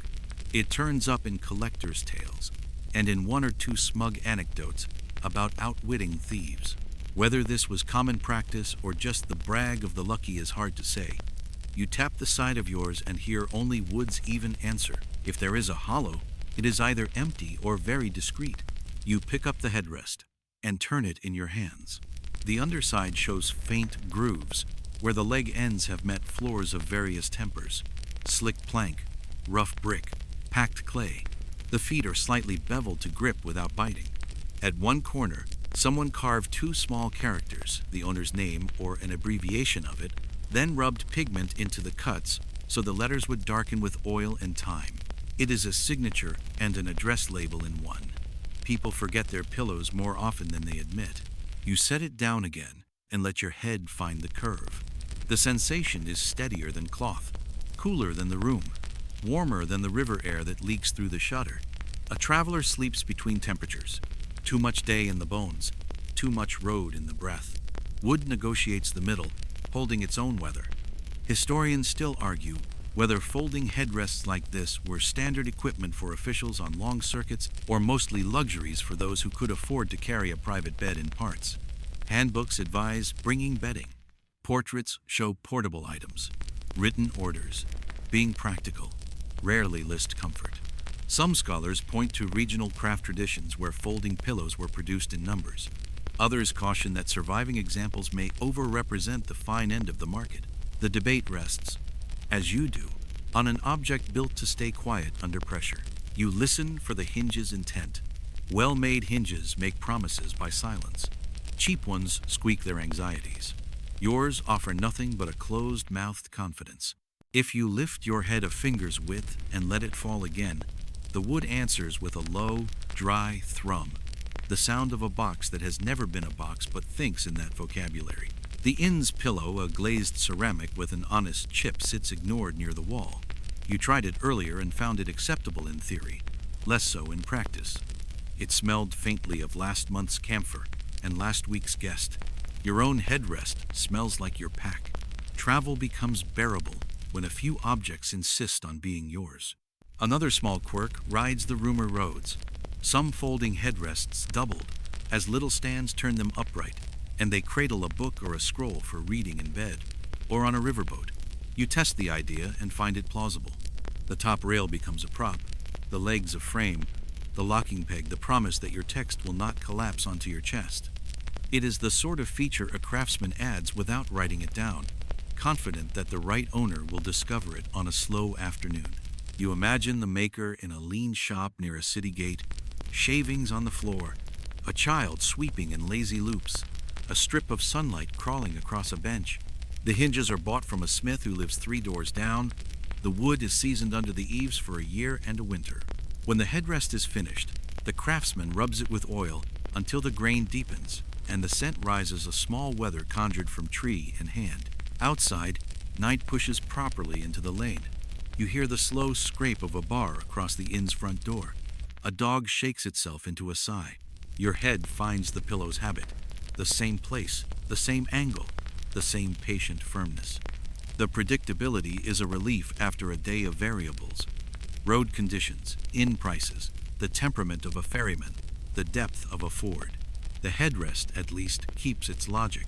Mainstream practicality adds a last, tidy line.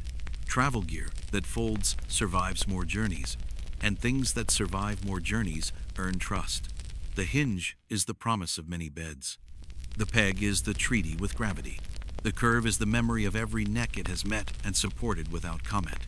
You are not the first, and the object behaves as if that is reassuring, not diminishing. You turn your face toward the shutter and let a thin draft pass over your temple. The wood accepts the temperature change without becoming either clammy or aloof. A soft patter begins late rain, feeling its way along the courtyard tiles. The headrest does not absorb the sound. It simply allows you to lie where the sound can be heard. Sleep arrives on travel time. Not quickly, not slowly, but at the speed of a cart rolling after the animal has decided the road is reasonable. The folded wood beneath your head makes a small country where rules are simple. Unfold, lock, lie, breathe. Your shoulders release a measure of the road. Your jaw forgets to hold the day's map. If you wake in the night, there will be no searching. Your hand will find the peg, the curve, the clean rail. The hinge will keep its quiet. The room will keep the rain. The road will wait until morning to resume its list of requests. You incline your head 1 last degree into the cradle. The wood answers by being exactly what it has been since the first time it was unfolded. Sufficient, portable, and a little more thoughtful than anyone expects of a rectangle. You close your eyes against a moon-painted surface, cool and bright even in the dim lamplight. The ceramic beneath your cheek feels almost like stone that has been persuaded to take on a softer voice, hard, yes, but holding a different kind of patience. The glaze is a pale bluish white, with the faintest pooling of deeper color in its low places. Across the broad, slightly curved face, a single moon hangs, full and round, painted in strokes so light you can see the brush's pause where the circle met itself. The moon's surface is not blank. Tiny speckles iron from the glaze scatter across it, some dark, some pale, like an unplanned star chart. Around it, the rest of the pillow is left clear, so the moon floats in a field of quiet glaze. You tilt your head slightly, and the lamplight catches along its arc, making the image glow as if it had stored light from some other night. A mainstream fact finds its way into your thoughts. Moon motifs were favored in song and yuan decorative arts, often paired with poems or seasonal scenes. On pillows, the moon could stand alone or accompany cranes, plum blossoms, or autumn grasses. Sometimes it symbolized reunion. Sometimes it was simply the moon, which needs no excuse. The moon on this pillow has no attendance, only the blankness around it, as if to make sure nothing competes. Beneath the glaze, the ceramic body is hollow, the weight balanced so the pillow feels solid but not stubborn. The top dips gently to keep your head steady, the edges low and unintrusive. You can sense that it was shaped in two halves, joined and smoothed before firing. The join is invisible under the glaze, but you know it's there. Ceramic always remembers its assembly.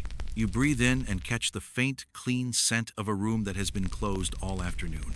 Clay, cool wood, the tiniest trace of lamp oil. The moon under your cheek gives no scent of its own, only the assurance of smoothness.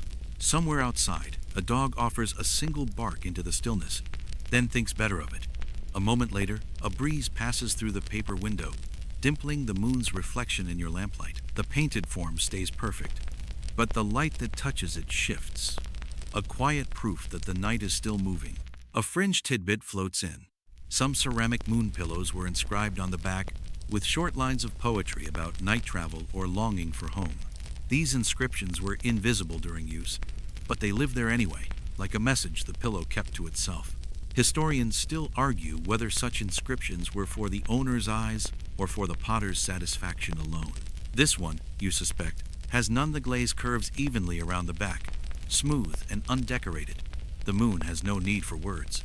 The coolness under your face deepens slowly as your skin shares its warmth. You adjust your head and feel the hollow inside give the faintest echo to the movement, like a seashell politely acknowledging your presence. The dip is wide enough that your head can settle without needing to be exact. The moon, being round, does not mind where you place yourself on it. You think about the potter painting that circle. The brush had to move in one steady breath too slow, and the line would wobble too fast, and it would splatter. The pale wash of color suggests it was done before the glaze fully dried, so the pigment would sink in and hold fast. A slip of the hand, and the moon would become some other shape, a melon, a lopsided lantern. But this moon is deliberate. The lamplight flickers, and for an instant the painted moon seems to change phase, a trick of shadow and curve. You half smile at the idea. A pillow with its own tides. The notion is unnecessary. Of course, the moon here is fixed. The glaze is fixed. Only the light plays. Still, you let the thought linger. Outside, a cartwheel grinds over the street stones, then fades. The room is left with the faint hum of the lamp and the slow rhythm of your breath. The moon under your cheek is cool, rounded in image, flat in fact. It gives you no softness, but it gives you space. Space to rest without crowding. Space to lie without tilting toward anything else.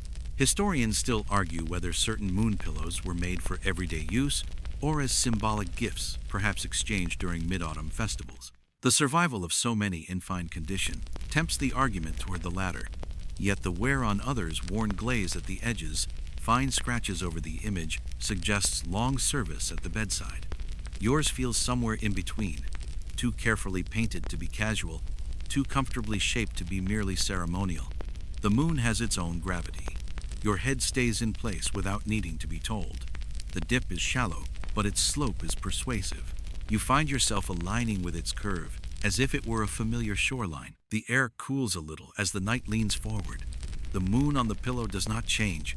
It remains full, bright, and still, ignoring whatever clouds the real one might be hiding behind outside. You close your eyes and let its presence be enough, a round, silent face under your own, holding the night steady until morning.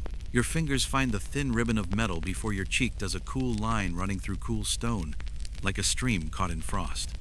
You settle your head and feel both surfaces at once, the unyielding calm of the stone, and inset along its length, a thread of silver that refuses to warm quickly.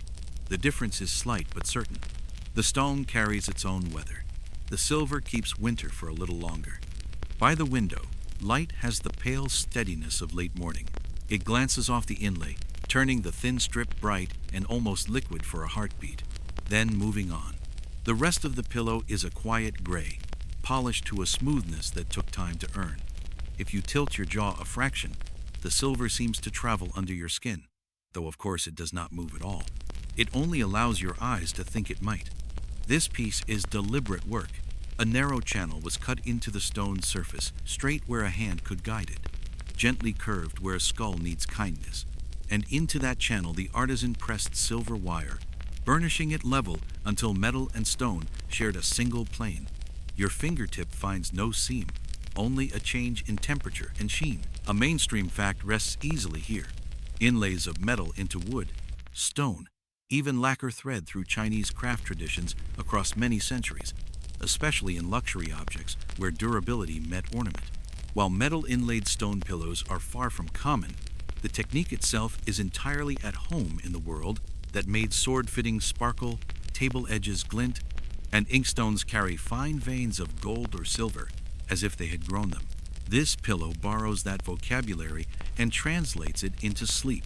Outside, someone rinses rice in a shallow bowl, the grains ticking softly as they ride the water's surface. A sparrow lands, changes its mind, and leaves the bamboo rail with a brush of wings. These sounds arrive and pass. The pillow does not change with them. Only the silver keeps catching tiny temporary suns. You shift slightly and discover that the inlay runs just off-center under your cheek, a lane for breath to travel along without any need to announce the route. It is a decorative line, yes, but also a quiet guide. Your head finds it the way a walker finds a handrail without looking. The stone's coolness is patient. The silver's coolness is impatient. It stays cold longer, arguing gently with the warmth of your skin. You feel the argument and decline to participate. After a minute, everything agrees to be room temperature for a while, then discovers it cannot. The silver prefers its own company.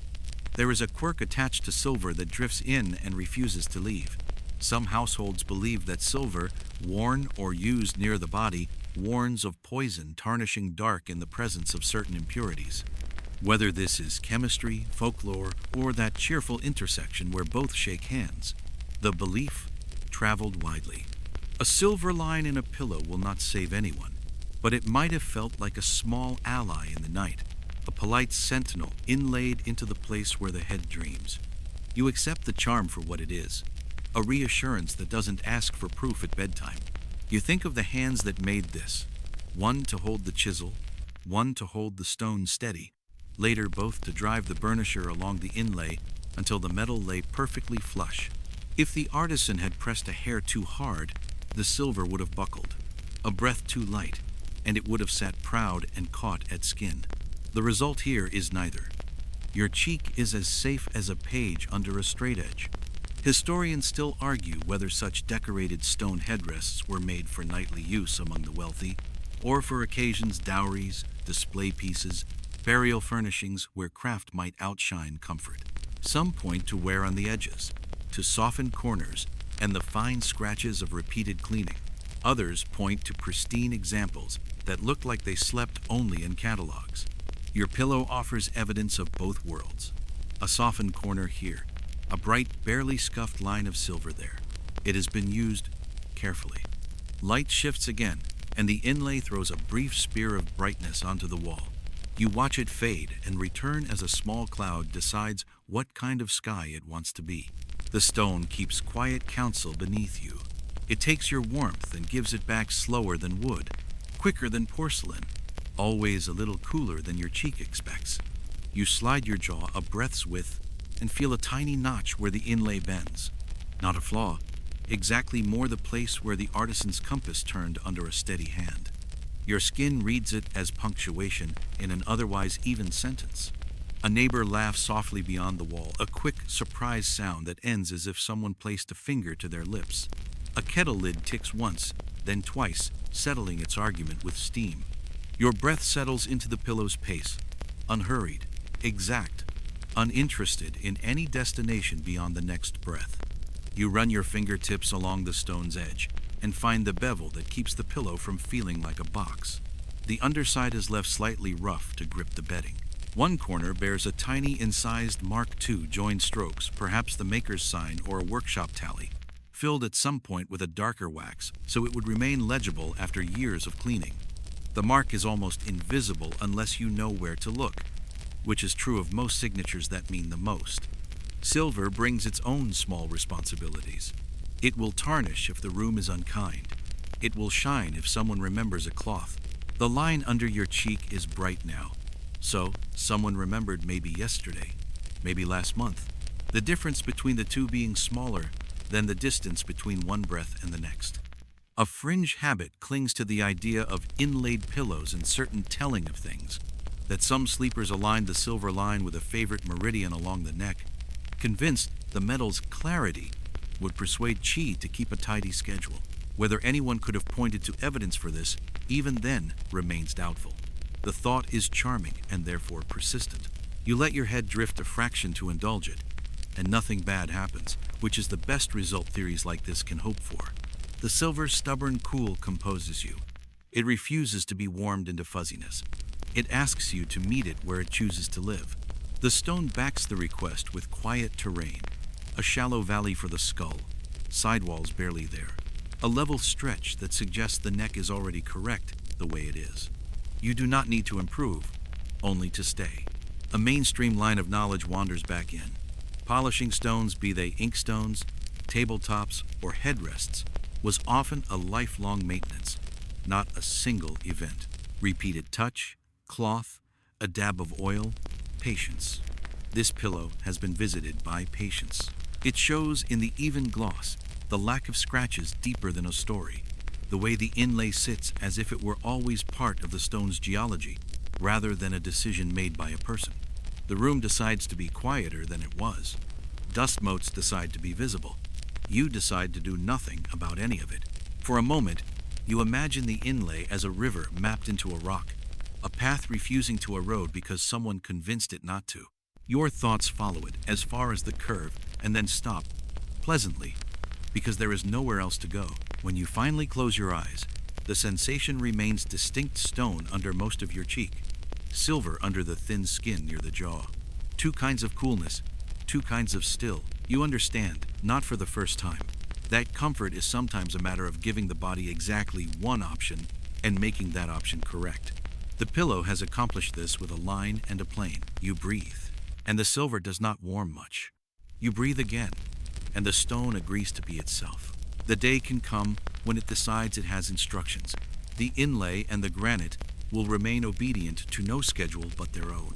Your head is the guest, the pillow is the house. Both understand their roles. You remain perfectly straight because the pillow gives you very little choice. It is narrow, so narrow that your skull understands the terms at once, and slightly higher at the middle than at the ends. The top ridge behaves like a beam laid across two small hills. Your head finds the crest and stays there because gravity and design have agreed to cooperate. If you drift to the side, there is suddenly no pillow at all, only the uninteresting flat of the bed platform waiting to instruct you in consequences. The body is wood, planed hard, and rubbed to a satin that is not slippery. A thin strip of woven hemp is fixed across the crown, tight as a drumhead. Beneath the strip, the ridge softens by half a finger's width. You can feel the logic instantly. The cloth spares the skin. The beam trains the bones. This is a device that cares about angles. Your neck lengthens of its own accord. Your chin considers modesty. And your shoulders, finding no place to sulk, give up and fall level. A mainstream fact arrives with the confidence of a teacher's pointer. Manuals of household management and certain medical texts from late imperial China advise firm, level support for the head to straighten the vessel of breath and preserve hair arrangements. Bed platforms and headrests were part of that discipline. Some versions go further, urging a sleeper to lie as if seated correctly.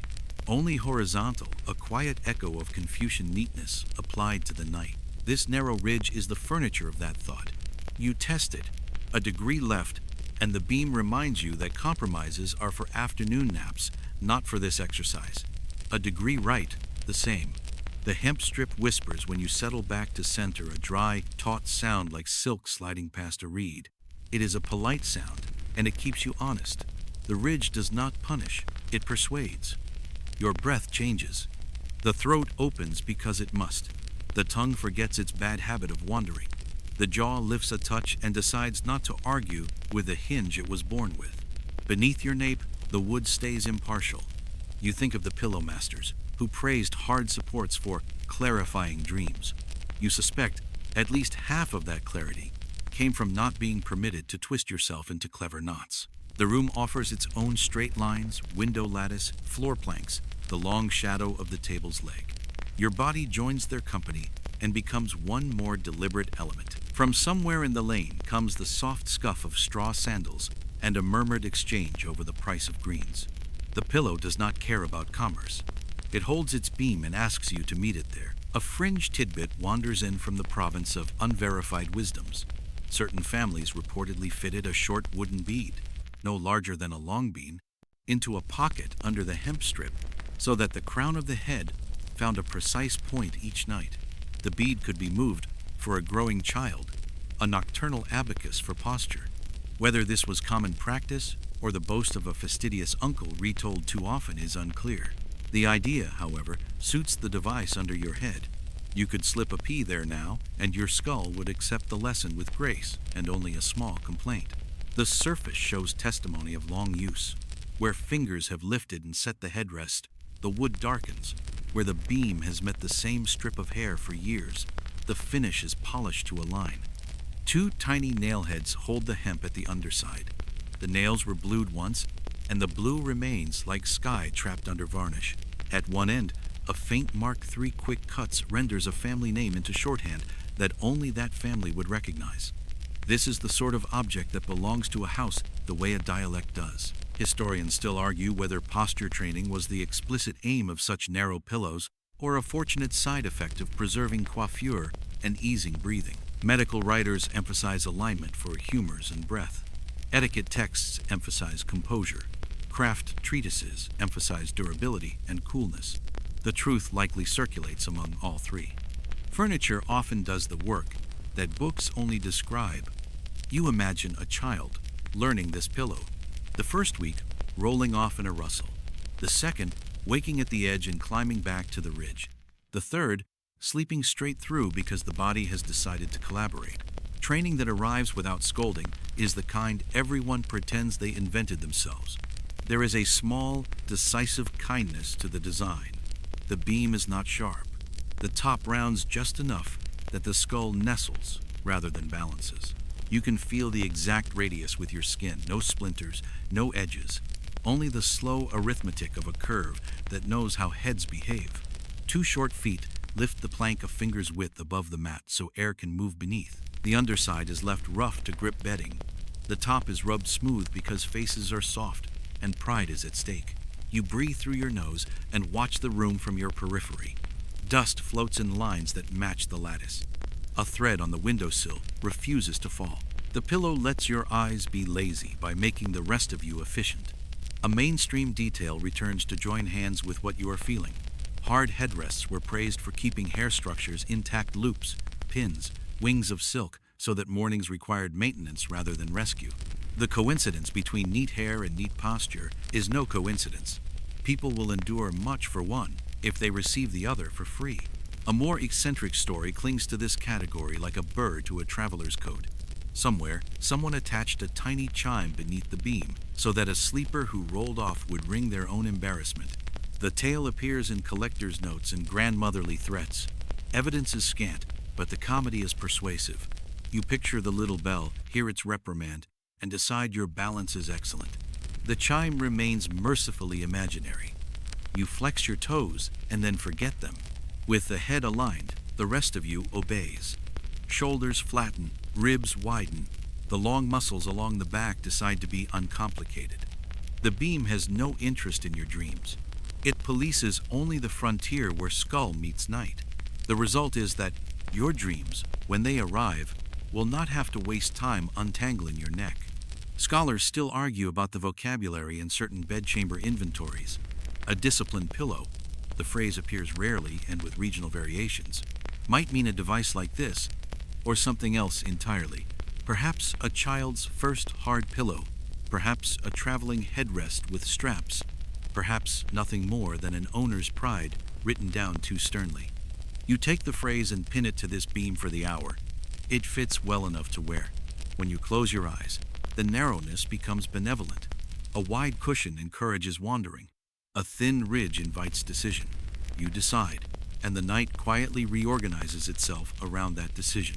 The hemp strip keeps its dry, friendly tension. The wood keeps its weather.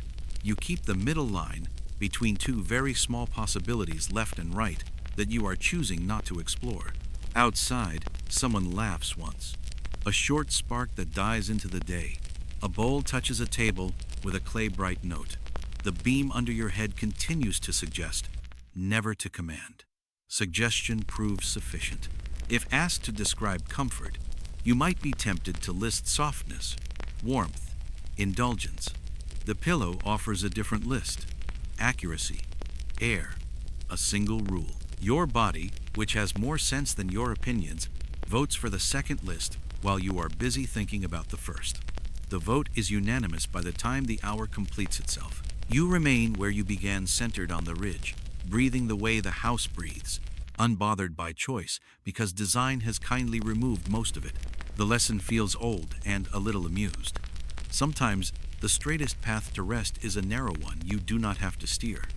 You sense the air moving through the hollow center of your ceramic pillow, carrying away the warmth you didn't know you were giving off. It is not a strong wind, more like the faint draw you feel when you open your palm near a quiet brazier. That gentle shift of temperature that tells you something is breathing, even if you can't hear it. The pillow's walls are thick enough to be trustworthy, thin enough to let the air pass through vents placed with deliberate care. Your cheek rests against a smooth glazed curve. The glaze is pale cream, with a hint of green in the deeper hollows, the kind that comes from pooling during firing. Along the sides, small cutouts break the surface oval or petal-shaped, evenly spaced, each one leading into the cool dark of the hollow interior. You imagine them as tiny mouths, content to sip at the night air without fuss. A mainstream fact finds its place. Ventilated ceramic pillows were a common summertime solution in Song and Yuan households, designed to keep the head cooler by allowing air to circulate beneath and through the support. The hollow core also reduced weight, making the pillow easier to move and less punishing to toes in the dark. The principle is simple. Heat rises away, cool air wanders in, and the sleeper stays more temperate than the night might otherwise allow. When you shift a little, the pillow answers with a faint echo from its chamber. It is not loud, just a softened resonance, as if the hollow space were acknowledging your presence. Your head settles back into the shallow trough along the top, and the vents resume their slow, invisible exchange with the room. You can feel it most where the glaze curves down toward the nearest cutout, a whisper of cooler air meeting your skin. From outside the window, the street's early noises slip in and out. A peddler's call rounds itself against the courtyard walls. A clay jar knocks gently against another, then nothing for a while but the even breath of the house. Inside, the pillow maintains its small climate, impartial to the hour. The cutouts are shaped like plum petals, their edges glazed smooth. Your fingertip fits into one and meets the cool emptiness within. The clay inside is bare, fired to a warm biscuit color. You think about the potter shaping two halves of this form, joining them carefully so the seam would not betray itself under glaze, then cutting each vent while the clay was still damp enough to yield without cracking. The hollow is not decoration, it is purpose. There's a fringe tidbit attached to pillows like this. Some people placed small aromatic sachets inside. letting the fragrance drift out with the night air. Dried mint, mugwort, or even tea leaves could be hidden there, combining coolness with scent. Whether this was done often or just occasionally is unclear. Historians still argue whether most ventilated pillows were purely for temperature control, or if they also doubled as fragrant companions. No surviving sachet has yet settled the matter. You imagine a summer night in another decade, mosquitoes tapping politely at the netting, the air heavy enough to slow conversation, a jug of well water sweating in its clay body by the bed.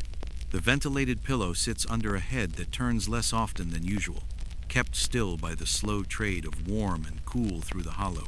No fan, no ice, just the cooperation of shape, air, and patience. The glaze under your cheek warms a little, then hands that warmth to the air inside, which takes it elsewhere. The exchange is so quiet you would miss it if not for the way your skin feels less eager to move. Staying put seems like the most reasonable choice the night offers. You tilt your head and watch the light gather in one of the cutouts. It makes a small oval of brightness on the far interior wall before fading into shadow. You could reach in with a fingertip and almost touch the spot, but you don't. It seems better to leave it as it is, a private piece of moonlight stored for the moment. The base of the pillow is unglazed, the clay rough enough to grip the bedding and keep it from sliding. You imagine lifting it, feeling its weight lighter than a solid block, heavier than an empty box.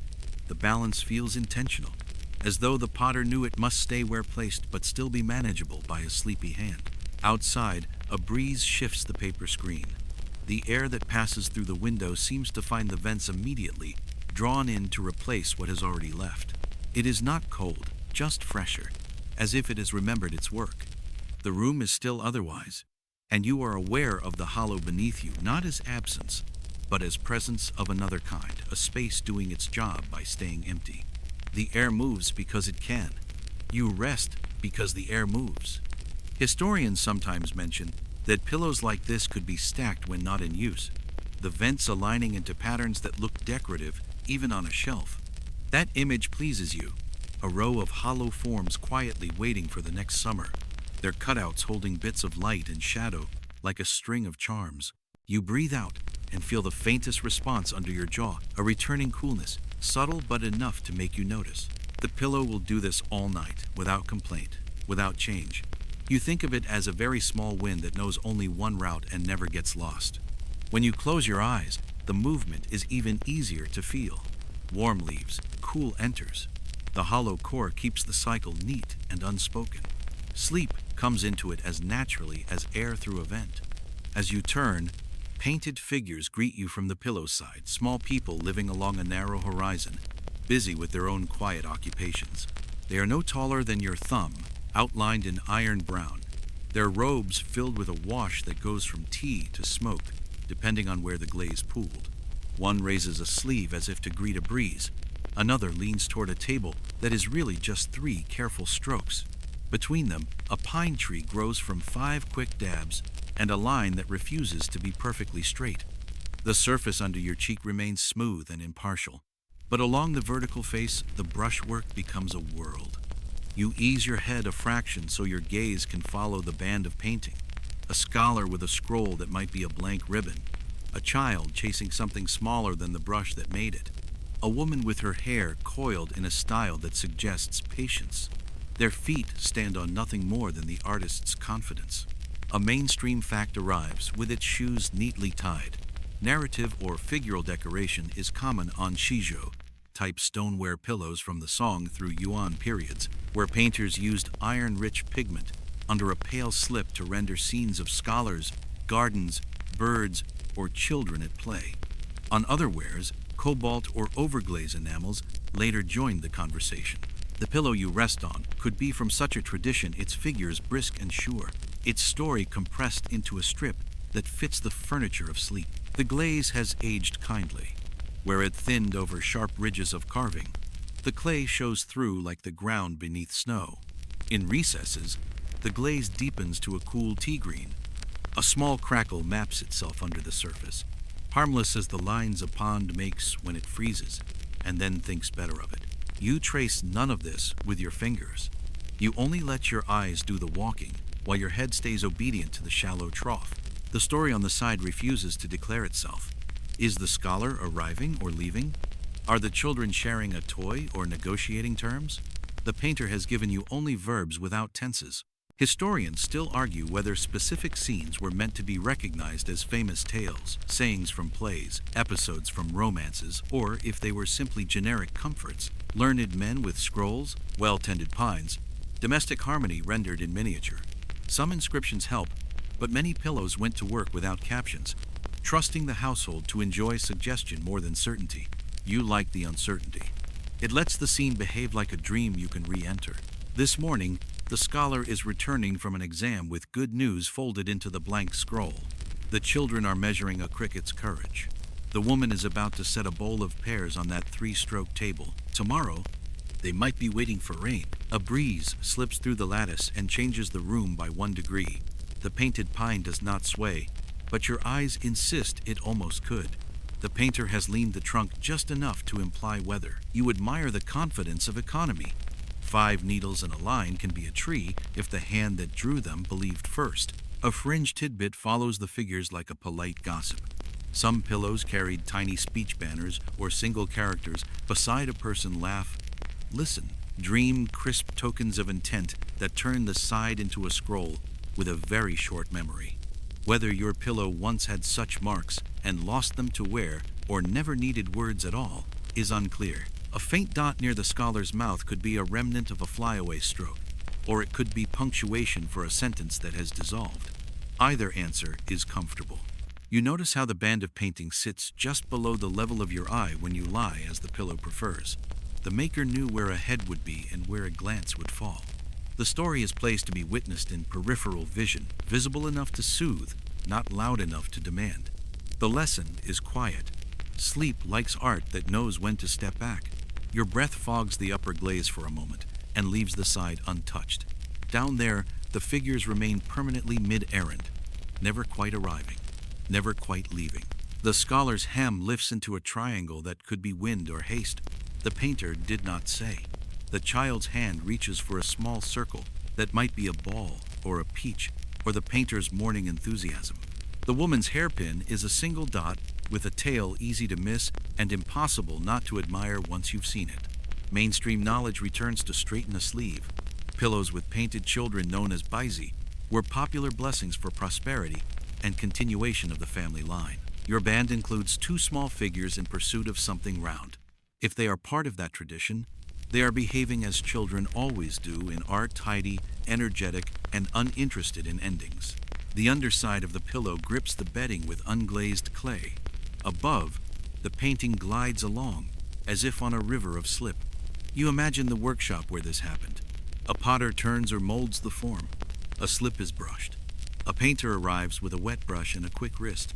Perhaps the painter worked from left to right, perhaps the other way, depending on habit and where the light fell. A single hesitation would thicken a line. A single indulgence would crowd the scene. What you see is the result of a mood that trusted restraint. Scholars still argue which hands belong to which workshops when the brush became lively like this. Signatures are rare, style is a moving target. Kiln sites scatter their clues. There are families of line, habits of pine needles, favored ways to draw a sleeve, but the names that go with them often stay asleep. Provenance, in this case, is a kind of lullaby about place rather than person. Your head remains still, and the story continues without you. That is the deep charm of side painting on a pillow. It acts whether or not you attend. You can drift, and the figures will keep their errand in that small world, making no demands on yours. The painting is a companion, not an audience. A tiny flake has departed the glaze near the pine's roots. The clay there is warm and matte, like an exposed patch of earth after snow recedes. The loss does not harm the story. If anything, it gives it a season.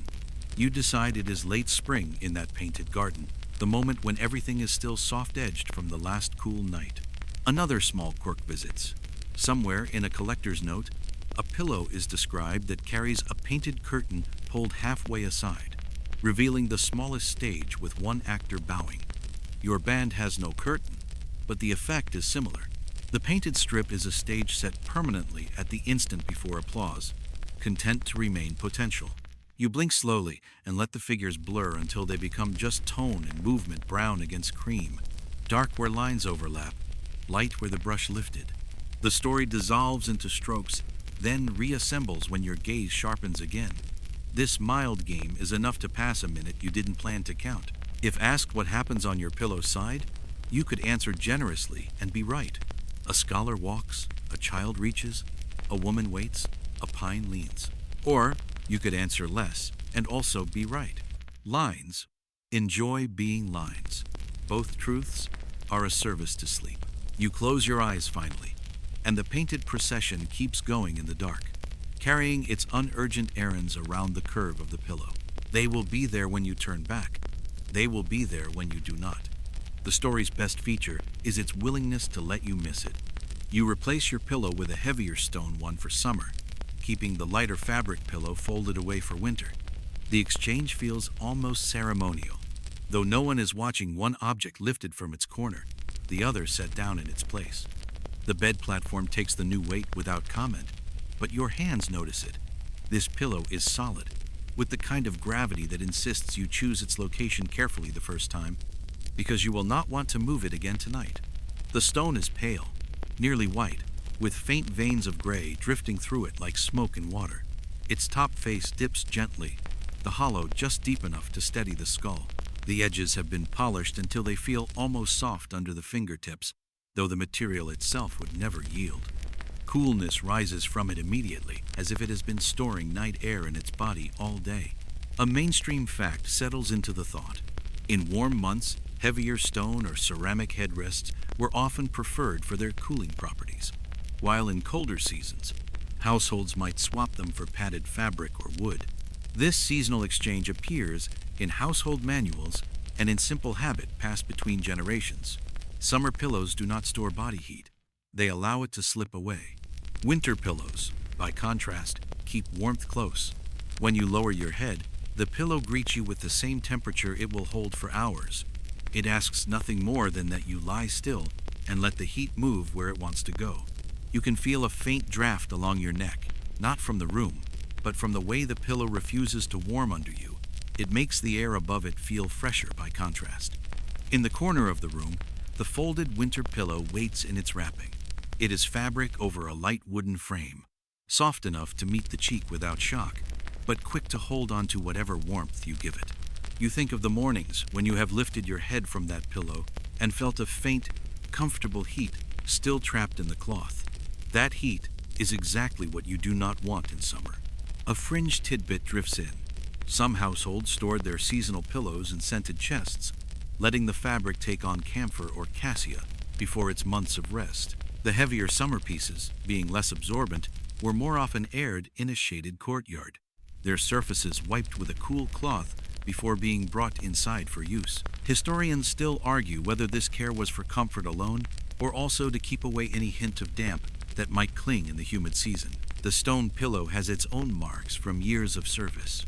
A small chip on one edge smoothed by fingers, a thin line like a hair frozen in the surface where the polish did not entirely erase a flaw.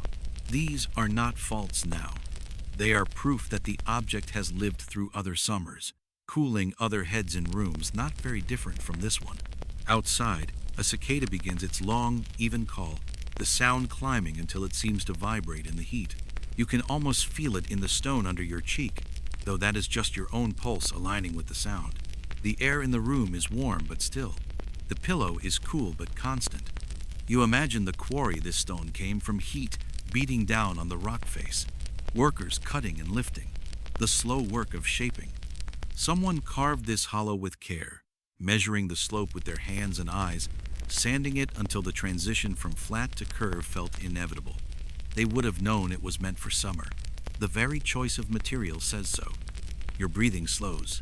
The pillow gives back no scent, no sound, no hint of its own history beyond the marks you can see. It is a simple thing that works because of what it does not do. It does not trap, it does not heat, it does not change. The winter pillow will have its turn again. For now, the cool stone belongs to the season. You accept its terms, letting your head settle into the hollow and your shoulders release the thought of warmth. The summer night can do what it likes. You will stay where the air is always a little cooler than the room. The faint perfume reaches you before your eyes open, something dry and floral, carrying the memory of colder months. Your head rests on molded clay shaped into a low branch of plum blossoms, each flower pressed into relief along the pillow's face. The clay is glazed in a pale cream, with the blossoms picked out in soft pink and faint brown, the kind of coloring that looks as if it has been there forever. The petals are not sharp, their edges have been worn down to the roundness of years. You breathe in, and the scent explains itself. Somewhere in the clay, long before it was fired, powdered blossoms were mixed in with the slip, or perhaps the surface was rubbed with a fragrant infusion before glazing. It is subtle now, more suggestion than presence, but still there. A ghost that drifts up when the air is warm. A mainstream fact fits here without effort. Plum blossoms have been a favored motif in Chinese art for centuries, symbolizing resilience and purity, blooming in the cold before other flowers dare. In decorative objects, especially in bedchamber pieces, they carried both aesthetic and moral weight, a quiet reminder to remain composed through difficulty. Some artisans took the association further by scenting the object to match its image, though how often this was done is still uncertain. You run your fingertips along the raised blossoms. The relief is shallow, the glaze smoothing every contour, but the shape remains. 5 petals, a small dimple at the center, a short stem that disappears into the branch. Between the blossoms, the glaze pools faintly darker, giving the impression of shadow even in flat light. Outside the window, the garden is still, holding the first cool of morning. A small insect taps once against the paper screen, then goes quiet. The pillow's scent feels stronger when the air pauses, as if it has been waiting for stillness to speak. A fringe tidbit wanders into your mind. Some burial pillows shaped with plum blossoms have been found with traces of aromatic herbs inside, as if to carry both symbol and fragrance into the afterlife. Whether such scenting was common in daily use pillows or only in those meant for ceremony remains debated. Historians still argue whether the surviving perfumes in excavated pieces are genuine remnants of the past or artifacts of the soil they slept in for centuries. You tilt your head slightly, and the hollow at the top catches your skull exactly. The clay is cool at first touch, but not sharply, so it seems to hold a middle temperature, as if it has been storing the balance between night air and the warmth of the room. The scent rises again, faint but steady, every time your cheek shifts. The branch design flows along one side, a gentle arc that suggests movement without requiring it. You imagine the artisan carving it into the damp clay, pressing small tools to form petals, then brushing glaze over the top in layers thin enough to keep the shapes crisp. The blossoms were painted quickly, but with care. They are not identical, and that is the point. Your breathing falls into step with the object. Inhale the hint of floral dryness. Exhale the neutral steadiness of clay. You do not need to name the scent every time to know it is there. A small chip at the edge of one blossom shows the clay beneath a warmer tone, almost like the color of dried leaves. It interrupts neither the image nor the scent. It simply tells you the pillow has been used and kept, not stored away as decoration. The thought is satisfying. The plum blossom is a winter flower by nature, yet here it cools a summer room. The irony suits the pillow, a bloom carved into clay, holding a fragrance long after the living flower would have fallen. You keep still, and let it be both symbol and practical support. From the street beyond the garden wall comes the clink of a ladle into a bucket, the faint murmur of someone greeting the day. The pillow offers no commentary, only the scent, the relief under your fingers, and the steady shape under your head. You close your eyes again, and the blossoms remain in place, as they have since the day they were carved. The scent stays with you, faint but certain, like a small piece of winter stored inside summer. You wake with your ear against something that feels less like a pillow and more like a small piece of architecture. The surface under your cheek is glazed in a warm ivory, but along the sides, pierced lattice work opens into a series of repeating windows, each one no bigger than your thumbnail, yet perfectly cut. The openings let light pass through in small, patterned shapes that scatter across the bedding and your arm. You turn your head slightly, and the cool air moving through the hollow interior finds your skin. The pillow is heavier than it looks. its walls thick enough to support the intricate carving. The top is flat, but dips just enough to keep you steady. A quiet balance between form and function. A mainstream fact presents itself. Pierced ceramic pillows, especially from the Song dynasty, often combined practical ventilation with decorative ambition. The lattice work reduced weight, allowed air circulation, and gave artisans a stage for geometric or floral patterns. Some were simple grids. Others displayed complex designs that hinted at temple screens or garden railings.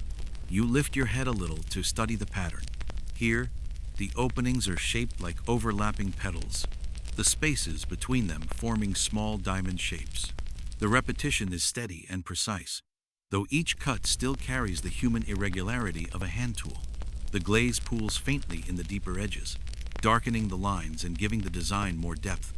The light outside is still soft enough to make the shadows gentle. You watch them drift as the breeze shifts. For a moment, it feels like lying inside a slow-moving lantern, patterns touching you without weight. A fringe tidbit comes to mind. Some of these pierced pillows had inner compartments where small sachets of herbs or powdered camphor could be placed, the scent escaping through the openings along with the cooler air. Whether this was a common household practice or just a decorative suggestion remains uncertain. Historians still argue whether the more elaborate lattice designs were meant primarily for beauty or if they actually improved airflow in a noticeable way. Your fingertips rest on the edge of one cutout. The glaze there is thinnest, making the clay feel almost soft despite its hardness. Inside the hollow, you can see faint tool marks where the carving was done before the clay was fully dry. These marks are not visible from a distance.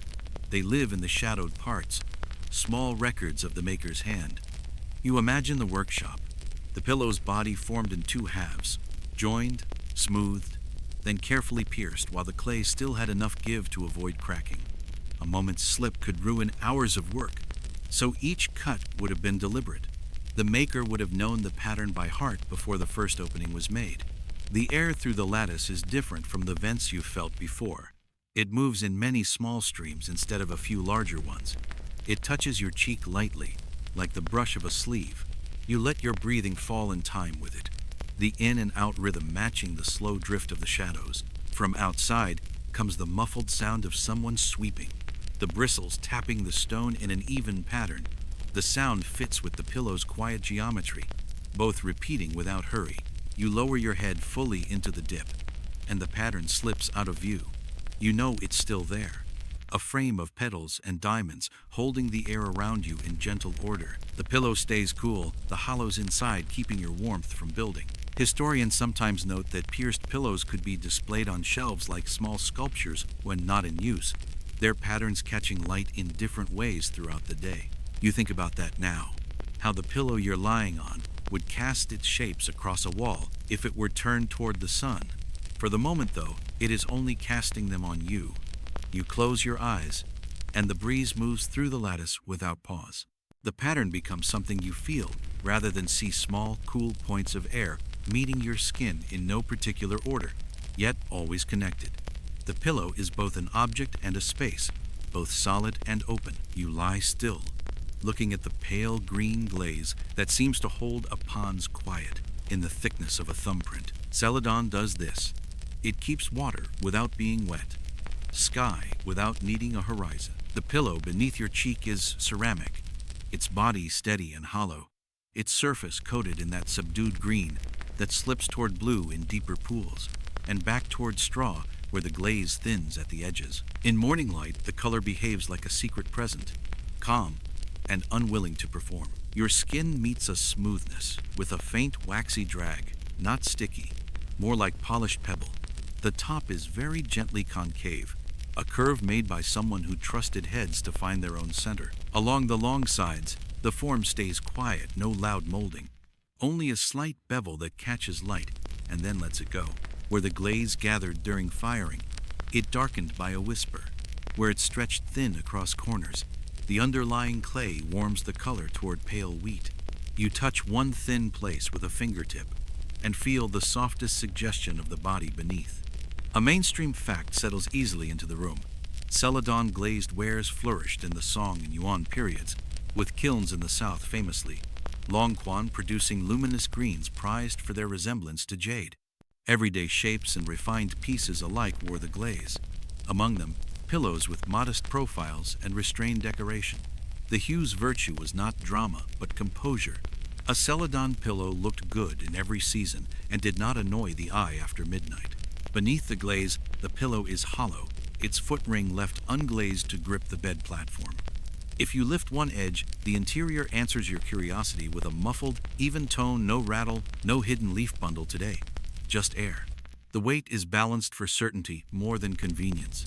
Heavy enough not to skate. Light enough for a sleepy hand to adjust by an inch. You watch how the light moves through the green.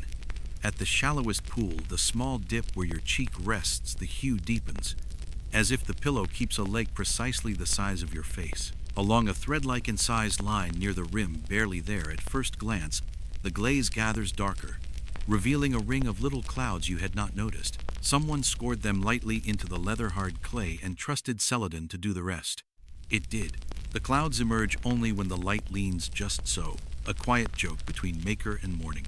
Outside, a bamboo leaf scribbles against the paper window, and then that sound stops. The room resumes its slow breath. The pillow seems to cool your exhale as it comes back to you, a minor kindness you feel most when you stop trying to feel it. A fringe tidbit wanders in with the soft authority of connoisseur gossip. Some owners liked celadon pillows in particular for moon. Watching indoors set near a lamp, the glaze's pond-like depth was said to echo the night sky in miniature.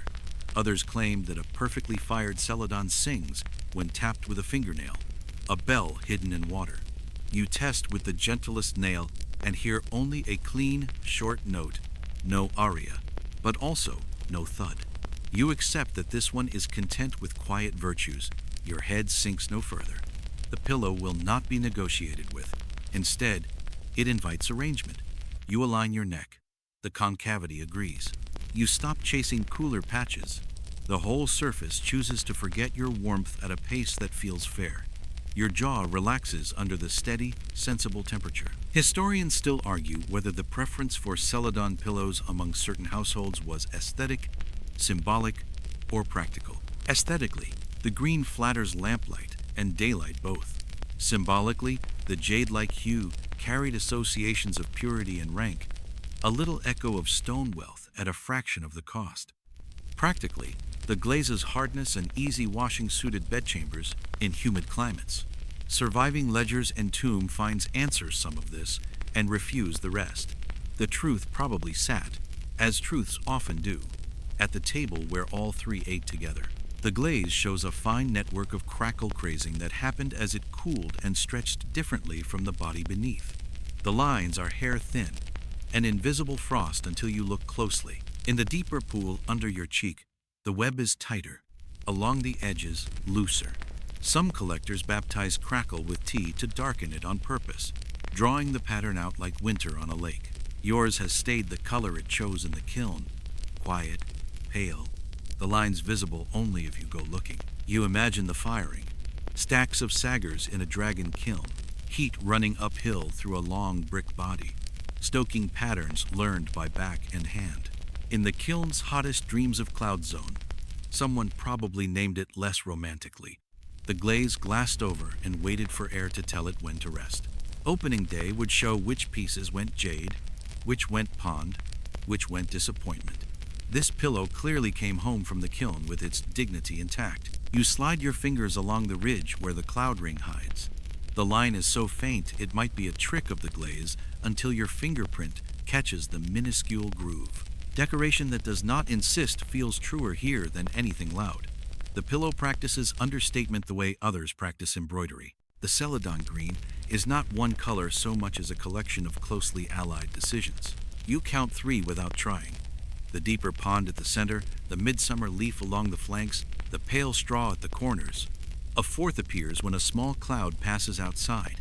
The whole surface cools toward blue, a shade you could call quiet water if you were given a brush and permission to label things.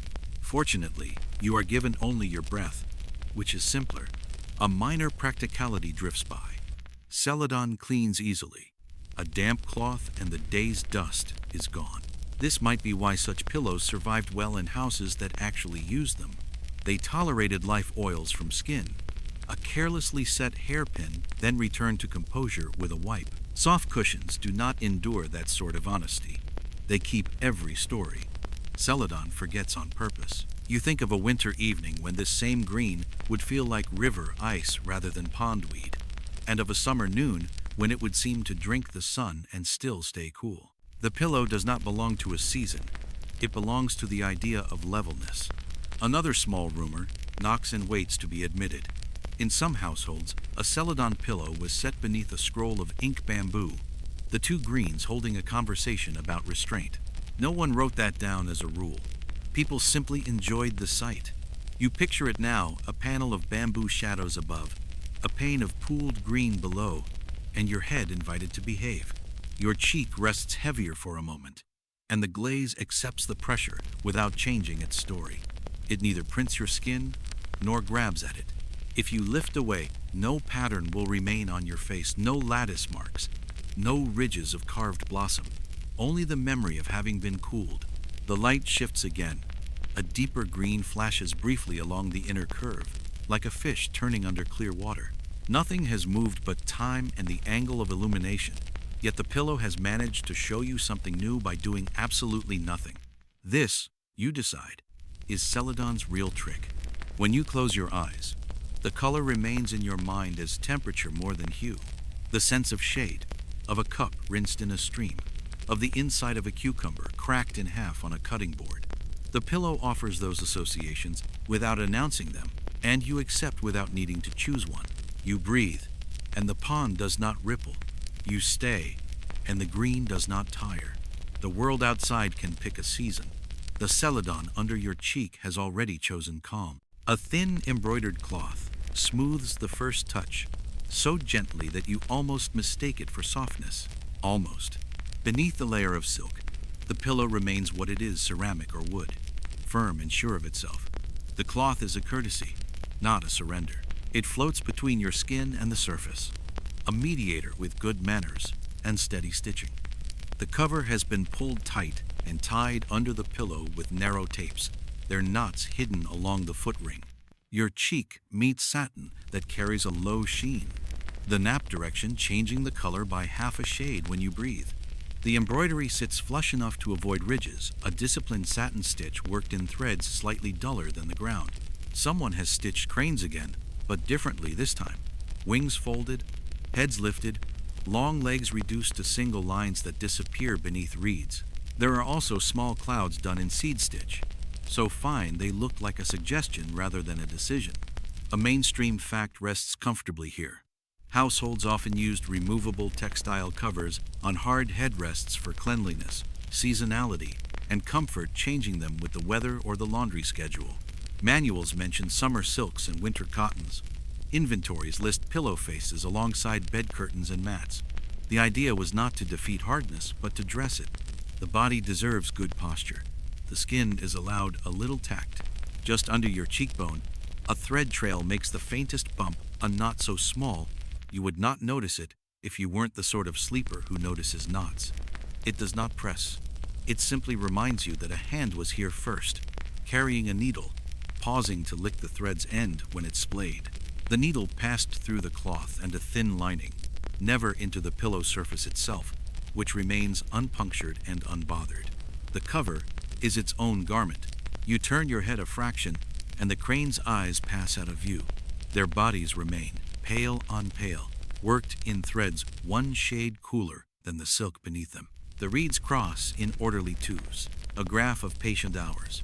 You find the tiniest irregularity. One reed leans a hair more than its neighbor, the stitcher's hand greeting a sneeze, or an unexpected thought. The flaw is not a flaw. It is how you know this is not loom work. From the courtyard, a broom's soft rasp finds a rhythm. Somewhere a lid lifts and settles on a pot, coaxing a puff of steam into the air, and then denying it entry.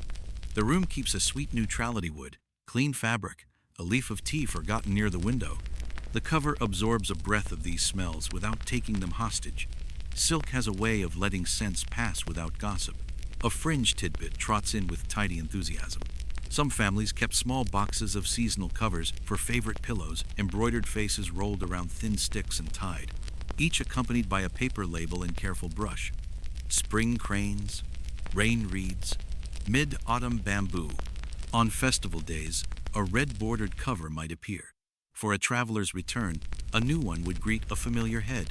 Whether this was common practice or simply the ambition of well-organized aunts is uncertain, but the image is too pleasant to discard. The cover's edges disappear under the pillow where they meet short ties. You slide a fingertip under the rim and feel the neatness there. Hems folded twice, stitches small and even, nothing left to scratch a cheek at midnight. The silk's hand is cool now, but you know it will learn your temperature soon and then hold steady. A fair compromise between impatient porcelain and warming wood. Historians still argue about how much embroidery in bedchamber textiles carried overt symbolism versus simple delight. Cranes for longevity, lotus for purity, peaches for fortune, these meanings were widely understood. But were they the point every time? Some ledger entries read like shopping lists, others sound like blessings. Your cover's cranes neither insist on a moral nor deny one. They align themselves with whoever happens to be sleeping. You think of the maker, a low table by a window, frame wedged against the knees, silk taut as a quiet drum, needles kept in a paper packet pricked with small holes, threads drawn from a skein that refuses to stop tangling at the same corner, a cup of tea going cool and then being remembered, the pattern likely traced in faint charcoal or pounced dots, the lines obedient enough to follow without trapping the hand. Later, a rinse to remove chalk, a careful press under a folded cloth, the satin revived with a brush of palm. The cover would then be rolled around its stick and placed with the others. The season would decide when to call for it. You inhale, and the silk slides a little under your cheek. It makes a sound so small you might call it polished air. Where the embroidery runs, the friction changes from almost none to nearly none. Your skin is unmarked when you lift away. No memory of ridges or twill. That is the cover's tact. It adds an image without leaving a trace. A tiny loose end presents itself near the hem. A whisper of thread that escaped the needle's final insistence. You consider worrying it, then do not. It does not threaten. It simply says, "A person made me." Objects that confess they're making sleep more easily in this house. Beneath the silk, the pillow asserts its line, a calm concavity that settles your head and persuades your neck to lengthen. The cover does not interfere with this geometry. It is too thin to argue. It takes the initial chill from the surface in winter and the slight tack from humid summers, the way a veil takes brightness without dimming light. Mainstream practicality steps back in. Removable covers meant laundering without threatening the core. They were soaked, blotted, and dried flat on bamboo racks. In damp weather, they were waved over a brazier briefly, not to heat them, only to tell the moisture to continue on its way. In some houses, a child's job was to count the ties before and after washing, a lesson in responsibility disguised as arithmetic. You shift your jaw a notch, and the satin answers with a ripple too small to see. The cranes continue their walk along the low water, unfazed by your arrangements. You imagine them stitched by someone who had never seen a crane but had seen a teacher paint one. The line learned by eye, then by hand, then by thread. The birds survive the translation because simplicity is their ally. Scholars still argue about the border patterns on such covers, whether a particular meander belonged to a region or simply to a family's taste.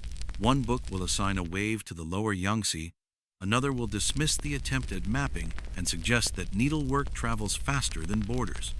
Your border is a modest running key, regular enough to be traced in sleep. If it declares a province, the province is called bedtime. You lift one corner an inch to let cooler air under the cloth. The pillow beneath remains what it has always been, honest in its hardness. You set the cover back and it settles with the grace of a page closing. The ties do not creak. The silk does not complain. If you were to remove the cover, the pillow would present its bare, perfected surface glaze or polished wood, asking for that first cool touch. You might enjoy that on some nights. But this morning, the embroidered layer suits you.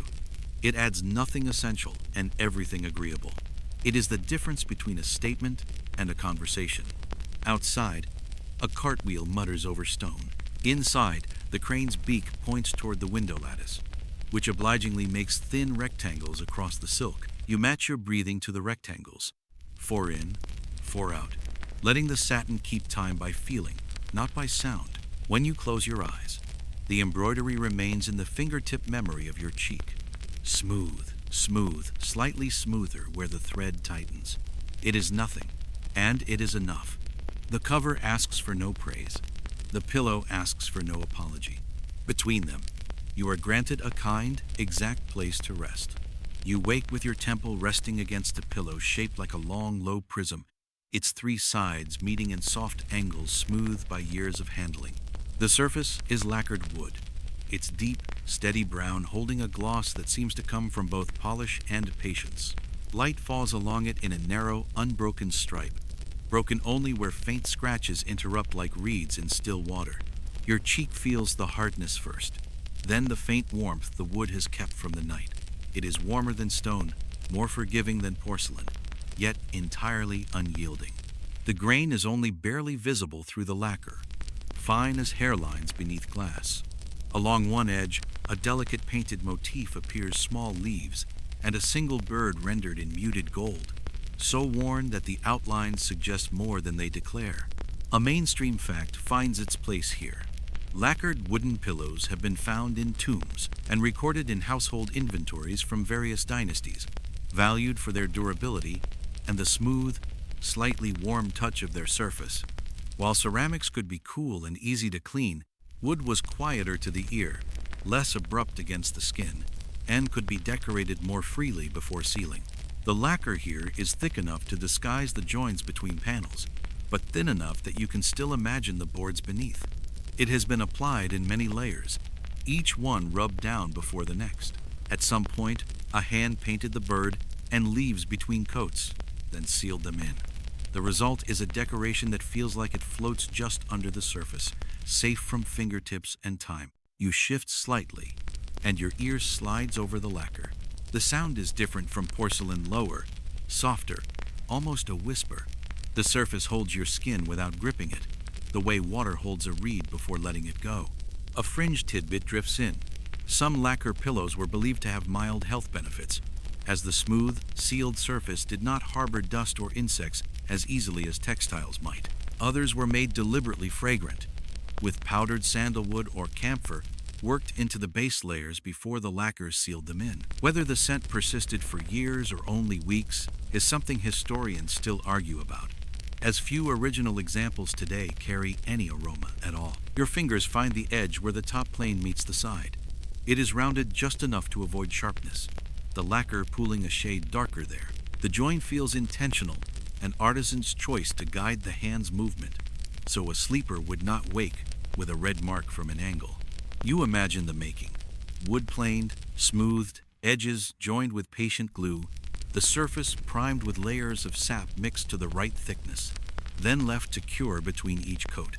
The workshop would smell faintly sweet, faintly sharp, a balance between plant resin and the slow burn of drying oil lamps. The bird is the smallest thing, head turned toward an invisible branch, tail just brushing the lacquer's edge. You cannot tell what species it was meant to be. Perhaps it was never meant to be specific, just a suggestion of life in a still object. The leaves beside it are more certain, narrow, long, veined, perhaps meant to echo bamboo.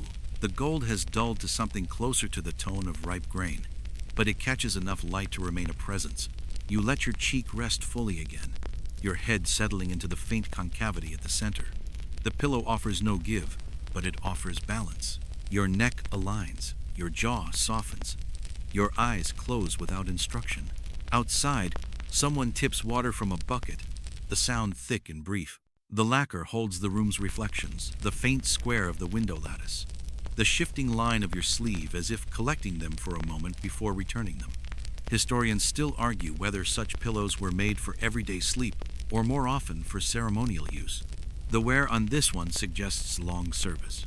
The softened edges and dulled decoration are not the marks of an object kept only for show. It has been carried, turned, tied in bundles for travel perhaps, set on beds of different heights in rooms that smelled of different seasons. You think of how lacquer demands care. No sudden heat, no heavy weight on one point, a gentle wipe rather than a scrub.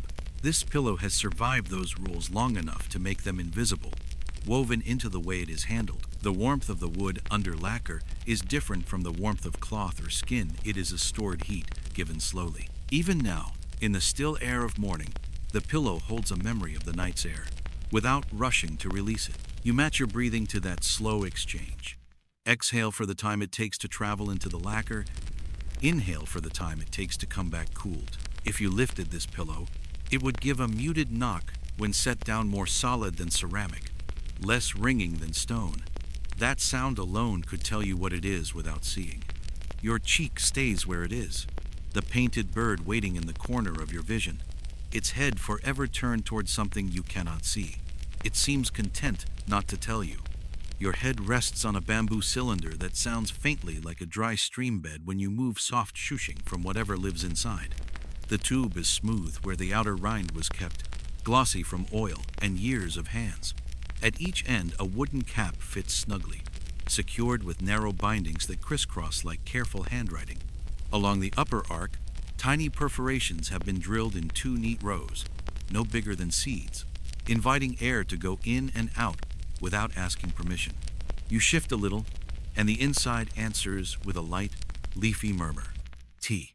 The scent rises a moment later, clean, green, a little roasted, like the memory of a kettle that has finished its work and now waits for conversation.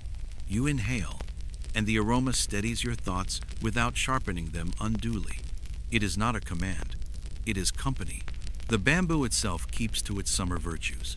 It refuses to hoard heat, and it encourages air to keep its appointments. Your nape feels supported but not pressed. The tube's curve lifts your head just enough to lengthen your neck and make breathing feel like the natural thing it has always been. You run your fingers along a node, one of the bamboo's old joints, now sanded smooth and sealed under a thin coat of oil. The plant's history remains legible under the sleeper's present. A mainstream fact walks in with a cup in its hand. Tea, in its many forms, leaves, stems, flowers, has been used widely in households as a scenting and insect discouraging agent, tucked into sachets, drawers, and summer pillows.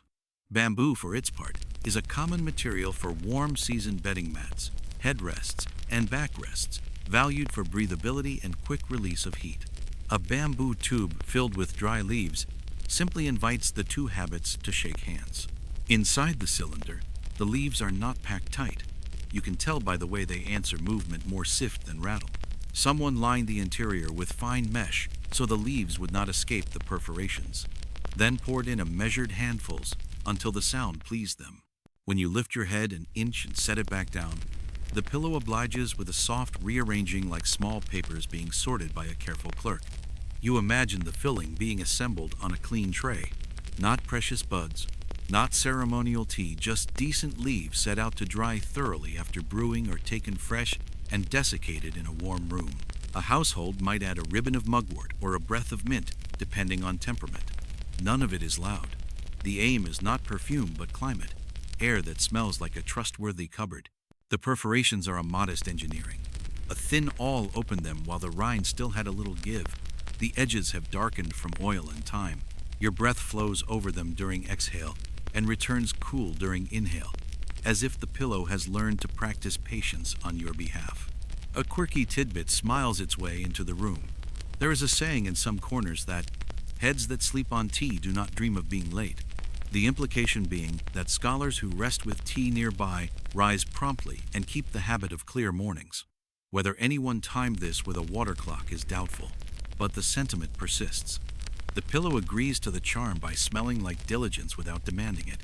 Outside, a sparrow performs its three-syllable remark and moves on. In the lane, a vendor tries out the first call of the day and decides the air can carry more. The second call is longer and kinder. The bamboo does not change. It keeps skimming heat from your skin, handing it to the room, and forgetting you immediately afterward. You turn your head a fraction, and the aroma brightens. Different leaves within the tube greet a different set of perforations, and the scent tilts toward toasted grain for a breath before sliding back to green. If you listen directly with your ear to the bamboo, You can hear the tiniest shift of leaf on leaf, a sound that is more suggestion than fact. Historians still argue whether tea-filled headrests were a common household item or more of an occasional summer experiment. Textual references show up in anecdotal notes, shopping lists, and the sort of household recipes that assume the reader already knows what they're doing. Archaeology, being unhelpful about vanished leaves, has little to add. Some surviving bamboo cylinders show perforations and caps that imply they were meant to be filled.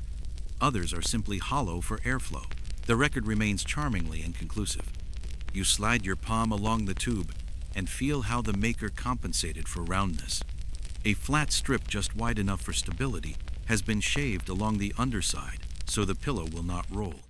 Two narrow feet, almost invisible, are pegged to that flat so the cylinder rides a finger's width above the mat. Air can pass beneath as well as through. It is the kind of practicality that only announces itself when you notice you are not chasing a runaway pillow across the bed. The ends are worth a look. Each cap is turned from a different piece of wood, one paler, one slightly darker with a grain that runs like tight waves.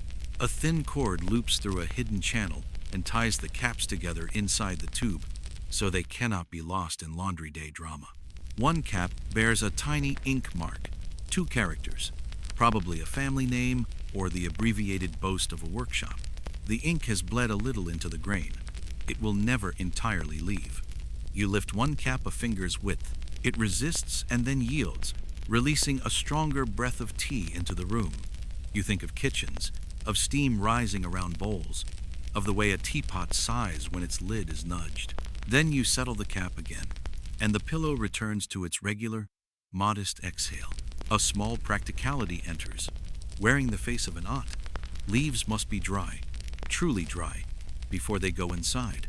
Otherwise the aroma turns and the bamboo complains. Households that kept such pillows learned a rhythm: empty and air the tube at the end of the humid stretch. Refill when the weather returns to honest heat. Tap the cylinder each morning to wake the leaves and check for any hint of sulkiness. Your pillow, obedient and clean, carries only the right kind of memory. Another fringe claim stands at the door and shrugs. Some say a pinch of tea near the temple chases headaches. Others that it keeps away bad dreams by keeping the mind even. These are comfortable theories, easy to keep if they coincide with how you already sleep. You accept them the way you accept shade useful, even if the tree did not grow for you personally. You rest more deliberately now, letting the curve of bamboo encourage a level head. The leaves perform their quiet exchange with the air, and the scent tidy up whatever your thoughts were doing without insisting on any particular order. There is nothing to solve. There is a cylinder that remembers being a stalk by a river. There are leaves that remember being cups of afternoons. And there is your breath, which remembers how to keep time. From the courtyard, a ladle meets a basin with a round, cool note. Someone walks by carrying steam. The steam chooses not to stay. Your pillow offers its own weather. A draft the size of a hand, a temperature one gesture lower than the room, a fragrance that does not care to be named beyond tea. End quote. If you were to describe the comfort here, you would not mention softness. You would mention arrangement. The bamboo arranges air. The leaves arrange scent. The caps arrange the chance of spilling into a certainty of staying put. Your head, being polite, joins their order. You close your eyes. The perforations breathe for you in miniature. The leaves settle. The cylinder keeps the promise bamboo always keeps in warm months. That rest can be cool without being cold, fragrant without being busy, and present without making a speech about it. You wake with your cheek resting on what feels like a sheet of polished stone, cool, steady, and absolutely certain of its own shape. The surface is neither perfectly smooth nor rough. It holds the faintest grain, like the skin of fruit whose gloss has dulled in the shade. When you breathe, the chill meets you without hurrying to leave. It is jade. Not the translucent kind prized for ornaments, but a deeper, more opaque green mottled with clouds of white and thin veins, the color of moss after rain. You can trace them with your eyes until they vanish into the stone's quieter depths. A mainstream fact sets itself politely on the table. Jade has held an enduring place in Chinese material culture, not only as jewelry or ritual object, but in more domestic forms, including pillows. It was valued for coolness in summer, for symbolic purity, and for the belief that contact might pass along some of the stone's strength or clarity to the sleeper. The pillow beneath you is rectangular, with low walls that rise to a flat top, the whole piece carved from a single block. Along the front edge, a relief of swirling clouds catches the light like water stirred by a fingertip. The carving is shallow, precise, each curl ending in a tapered point that makes you think of calligraphy made solid. You shift slightly, and the cold deepens in one spot under your cheek. Stone does not adjust for you, it asks you to adjust to it. Yet the firmness holds your head so evenly that the muscles along your neck seem to forget they exist. A fringe tidbit arrives, unhurried. Some records suggest that jade pillows were offered as extravagant gifts, sometimes for weddings, where they were meant to convey wishes for both clear-headedness and enduring health. Whether the recipient actually used them nightly or displayed them as symbols of status is another matter historians still debate. The top surface dips only slightly toward the center, just enough to stop your head from drifting. At the corners, faint traces of a red lacquer remain, perhaps once forming a border or framing an inscription now long worn away. You can imagine the original color against the green, a pairing both deliberate and auspicious. You run your fingertips along the side and feel how the carver left no hard ridge where base meets wall. The transition is quiet, like the fade of a brushstroke at the end of a line. On the underside, the stone has been left rougher, so it grips the mat and will not skate away when you shift. The coolness under you is not the fleeting chill of metal. It is the deep, slow cold of something that has been exactly this temperature since before your grandparents' grandparents were born. It does not rise toward warmth. It waits for warmth to come to it. From somewhere outside the window, a merchant's bell rings twice. The sound seems sharper for meeting the stone, as if the jade conducts it in a straight line to your ear. You close your eyes, and the firmness makes you feel taller somehow, your spine stacking without effort. Historians still argue about whether jade pillows were used for health or display. Archaeological finds show some with little wear, others with softened edges from long years of service. Your pillow has enough polish on the top to tell you it has known many heads, enough crispness in the carvings to suggest it was cared for. You imagine the block before it was a pillow, quarried from a mountain vein, ferried in carts, roughed out with chisel and mallet, then smoothed with abrasive powders until the surface was ready to receive both face and clouds. Weeks of work for a slab that now lies silent and unnoticed, except in moments like this. The stone carries no scent, no softness, no sound of its own. It participates in the room only through the weight it gives to your head and the calm it lends to the air. You breathe slower. The jade continues being jade. You open your eyes to find your head resting on something that gleams like porcelain, yet feels softer to the touch. It is polished ivory, its color a warm, creamy tone, faintly striated with lines that arc like the inside of a seashell. The surface meets your cheek with an even temperature, neither the sharp chill of stone nor the quick warmth of wood, but something in between, as if it has learned moderation. The pillow is shaped in a gentle curve, higher at the sides and dipping subtly in the center. Its profile recalls a shallow saddle, an embrace just wide enough for a human skull. Around the edges runs a fine incised border, two parallel lines enclosing a series of tiny repeating lozenges, each one cut so neatly that you can feel them if you let your fingertips travel the rim. A mainstream fact takes its place without hurry. Carved ivory objects, though rarer than ceramic or wood, appear in inventories and burial goods from certain wealthy households in imperial China. They were sometimes used for pillows, valued for the balance of hardness, smoothness, and a status that came from the material itself. The gleam was not merely surface polish, it came from within, through layers that time and use coaxed into luster. You turn your head slightly, and the pillow releases you without resistance. The ivory carries a faint memory of the night's air, holding it longer than wood but not as stubbornly as jade. It feels unhurried, as though it changes temperature only when it decides the room has changed enough to be worth noting. A quirky tidbit steps softly in. Some late Ming household manuals mention ivory headrests, alongside more common materials, claiming they discourage insects. Whether this is because of actual repellent qualities or simply because such pillows were kept cleaner than others, remains uncertain. The idea is pleasant enough to keep. Along one side, a carved medallion interrupts the smoothness, a low relief of a peony bloom, petals overlapping with a precision that looks almost like pressed silk. You trace them with a fingertip, noticing how the carver deepened the cuts toward the center so the shadows would hold even in bright light. Around the blossom, the surface returns to perfect plainness, as if to let the flower speak without interruption.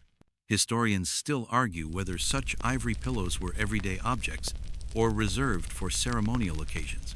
Many surviving examples come from tombs, their polish intact, suggesting they were made to be admired more than to endure nightly use. Yet here, under your head, is one that carries the soft burnish of long familiarity, a gloss not from the workshop but from years of skin and cloth. The weight is notable. Lifting one edge feels like lifting a small stone, but the balance is true. The base is slightly wider than the top, keeping it steady on the mat. On the underside, 4 tiny feet have been carved, each ending in a simple scroll motif, hidden unless the pillow is turned over, perhaps meant for the eye of the maker alone. You imagine the making, a tusk sawn into sections, the creamy cross-sections revealing their lines, a block cut and roughed into form, small chisels and scrapers working over weeks to coax out the curve, abrasives of increasing fineness smoothing away the last traces of the blade, and finally a polish with cloth and perhaps a touch of oil, sealing in a quiet inward glow. Outside, the morning sound is light, a broom brushing flagstones, the creak of a gate on its first hinge of the day. Inside, the ivory waits without asking for acknowledgement.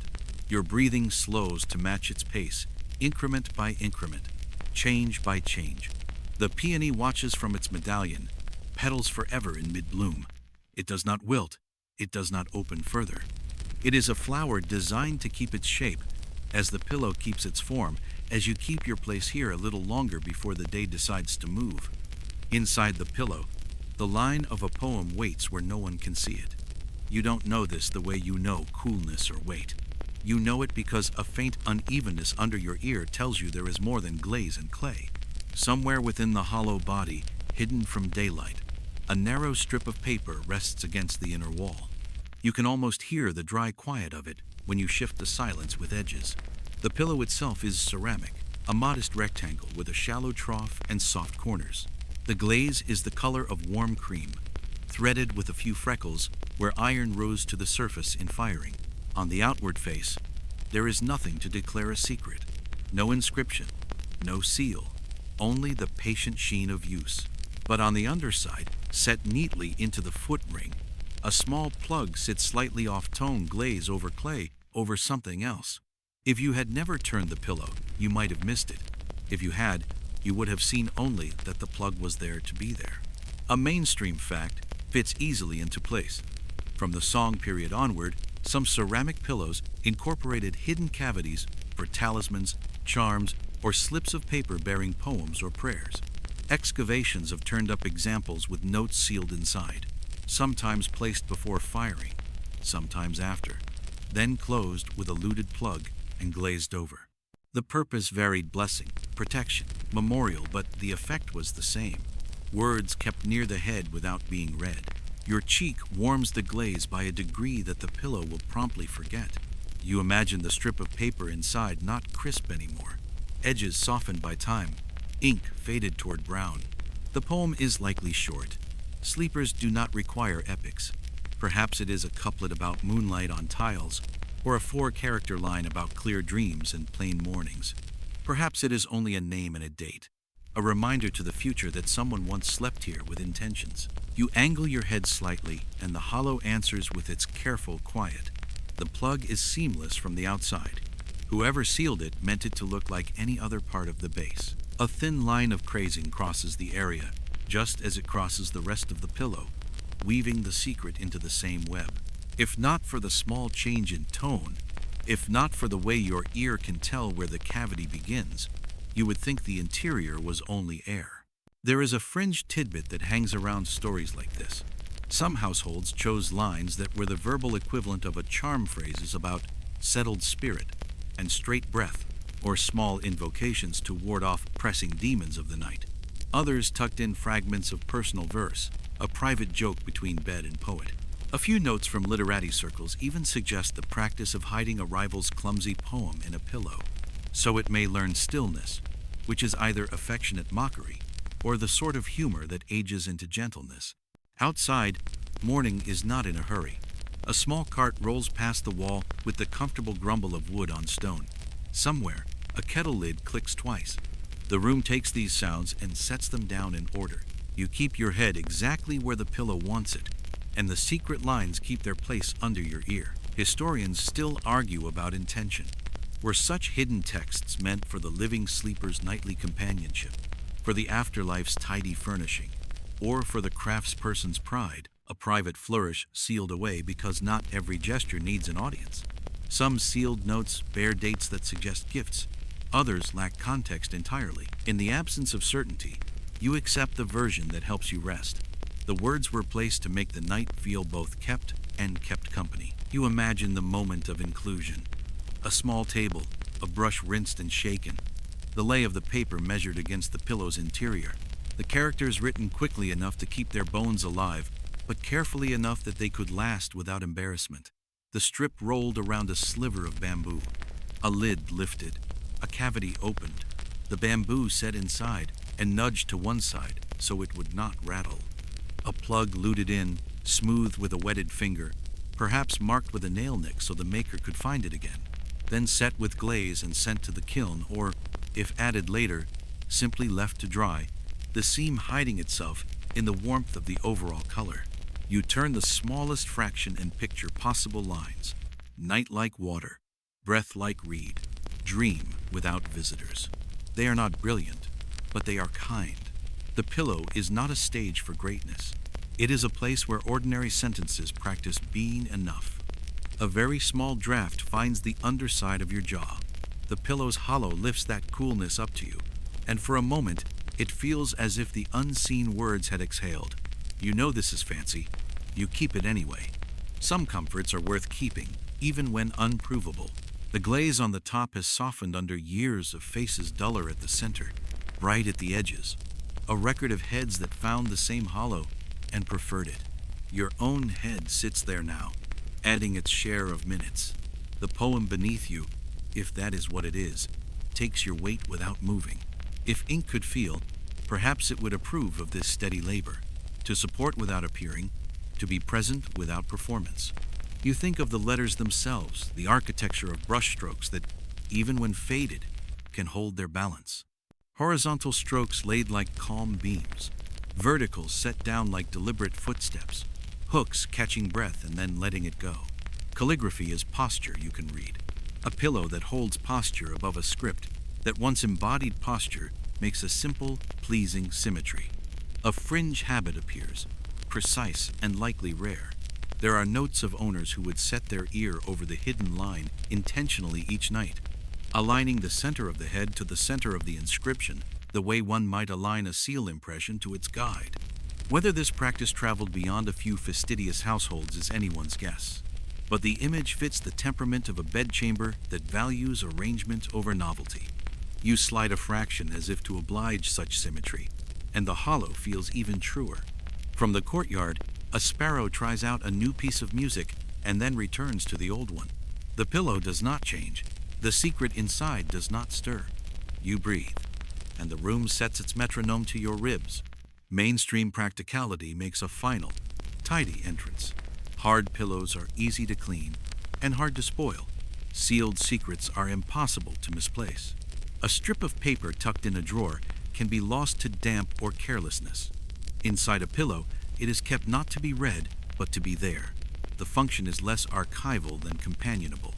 You let the thought end where it began, with the idea that words can keep watch without eyes. The poem under your ear may be banal or exquisite, prayer or joke, lost or legible to no one now. It has the good manners to do its work, whether or not you care to know it. You close your eyes and decide, for no reason that needs defense, that the first line says something about a river. The second says something about a lamp. The rest say nothing at all. Because silence is the part of a poem that makes the night possible. The pillow is cool, The hollow is steady. The hidden text continues to exist without assistance, which is one of the best definitions of rest. You wake with your head resting on a pillow that feels like a puzzle someone solved centuries ago and then forgot to explain. It is ceramic, but not a solid block. Its shape is a low arch, hollow underneath, with sides formed of open latticework. Each little opening is a lozenge or a flower, framed by slender ribs of clay no thicker than a finger. Light passes through them, and so does air. In the dim of morning, your cheek rests in the shallow curve at the top, and the room's first cool draft slides up through the pattern to meet you. The glaze is pale celadon, soft and almost matte where your skin touches it, glossier along the edges. In some places, the color pools into deeper green where the glaze has gathered in the carving's recesses. Each lattice opening frames a tiny world, a square of floor mat, a glimpse of wall shadow, the flicker of someone passing outside. A mainstream fact arrives as quietly as the breeze. Lattice, bodied ceramic pillows have been found in Song and Jin dynasty contexts, designed to increase airflow during warm months. The openwork allowed heat to leave the head quickly, while the hard surface kept posture aligned. In some cases, the openings were purely geometric. In others, they formed characters, animals, or flowers, part function, part decoration.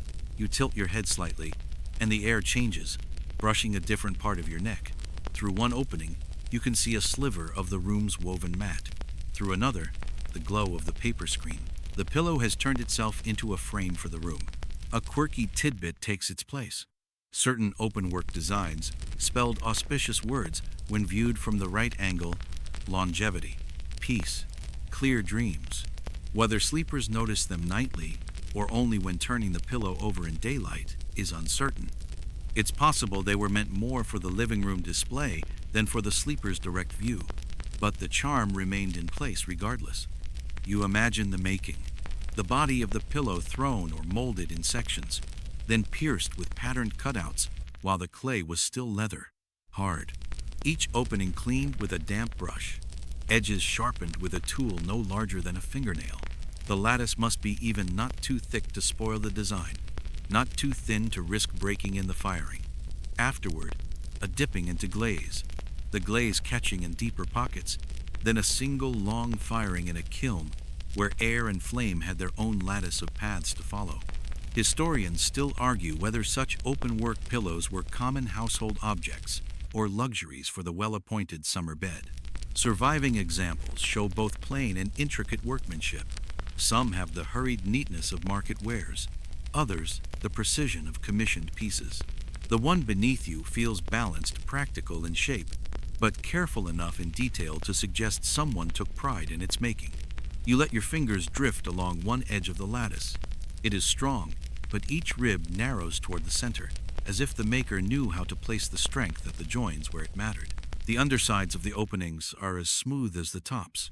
Nothing here will snag a cloth or scratch a hand. The airflow is subtle but persistent. Even the smallest stir in the room makes itself known through the openings. The passing of a robe's hem, the movement of a sleeve, the slow swing of a door. It is like resting over a small, invisible river that refuses to stay still. You think of summer nights when air is slow to move, when even the moon seems tired. A pillow like this would take whatever slight current exists and usher it along the neck and temples, cooling by degrees until sleep arrived. The lattice is not an ornament, then it is the condition of relief. From the courtyard comes the soft clap of two wooden blocks, a signal from one worker to another. The sound threads through the openings with no resistance, becoming a quiet knock against the inside of your hearing. You close your eyes, and the pillow's hollow carries the sound away again. A small practicality sits at the edge of your mind. Such pillows can be washed easily, water passing through the lattice and out the other side. A rinse removes dust and any summer residue without harming the glaze. This one smells faintly of sun-dried clay and nothing else, as if it has been kept clean for longer than anyone remembers. You tilt your head again and feel the breeze move differently. The openings are not uniform. Some are longer, some rounder, some angled just enough to direct air up rather than across. You suspect the arrangement is intentional. A quiet piece of design meant to keep the sleeper cool without making a draft sharp enough to wake them. If the maker cut characters into the lattice, you cannot see them from here. You decide they must be words for something unremarkably good: health, shade, rest. Nothing more ambitious is needed in a pillow's vocabulary. You let your cheek sink into the shallow curve at the top, the glaze warm now where it has met your skin. The rest of the surface remains cool, ready to take your place when you turn in your sleep. The lattice holds the air. The hollow holds the coolness. You hold none of it, and so it all stays. Morning does not press you forward. The pillow was made to persuade the night to stay a little longer. You give it what it wants. You stay a while longer, head quiet, room keter. The pillows you have met: stone, wood, lacquer, bamboo, porcelain, jade, line up in the mind like small bridges over the same slow river. Each one offered the same lesson in another accent. Be level, be cool, be unbothered. Your breath keeps time with that lesson. In through the window's pale square, out through the openwork's gentle lattice, in through the faint scent of tea or cassia or clay that remembers rain, out through the hollow that never keeps what it is given. The bed platform holds its steady plank song under the mat. The air makes small decisions and then forgets them. A bowl on a table trades reflections with a lacquer edge and decides to rest. Nothing asks for conclusion. Nothing needs you to choose. The moon on glaze remains round. The silver line remains silver. The peony remains mid-bloom. The tigers continue their polite watch whether you look at them or not. You lie where you are and let the room practice being a room. Shadows find their corners. A sparrow edits its own call down to 3 notes and leaves them on the sill. Somewhere a kettle agrees with itself and grows quiet. You notice the simple arithmetic that all the pillow masters counted on. Firmness plus air equals ease. Cool plus alignment equals sleep. Repetition minus effort equals morning that arrives without friction. You do not move. The hollow under your cheek does not change. The rest of the world, with its busy inventory and bright claims, waits obediently on the far side of the door.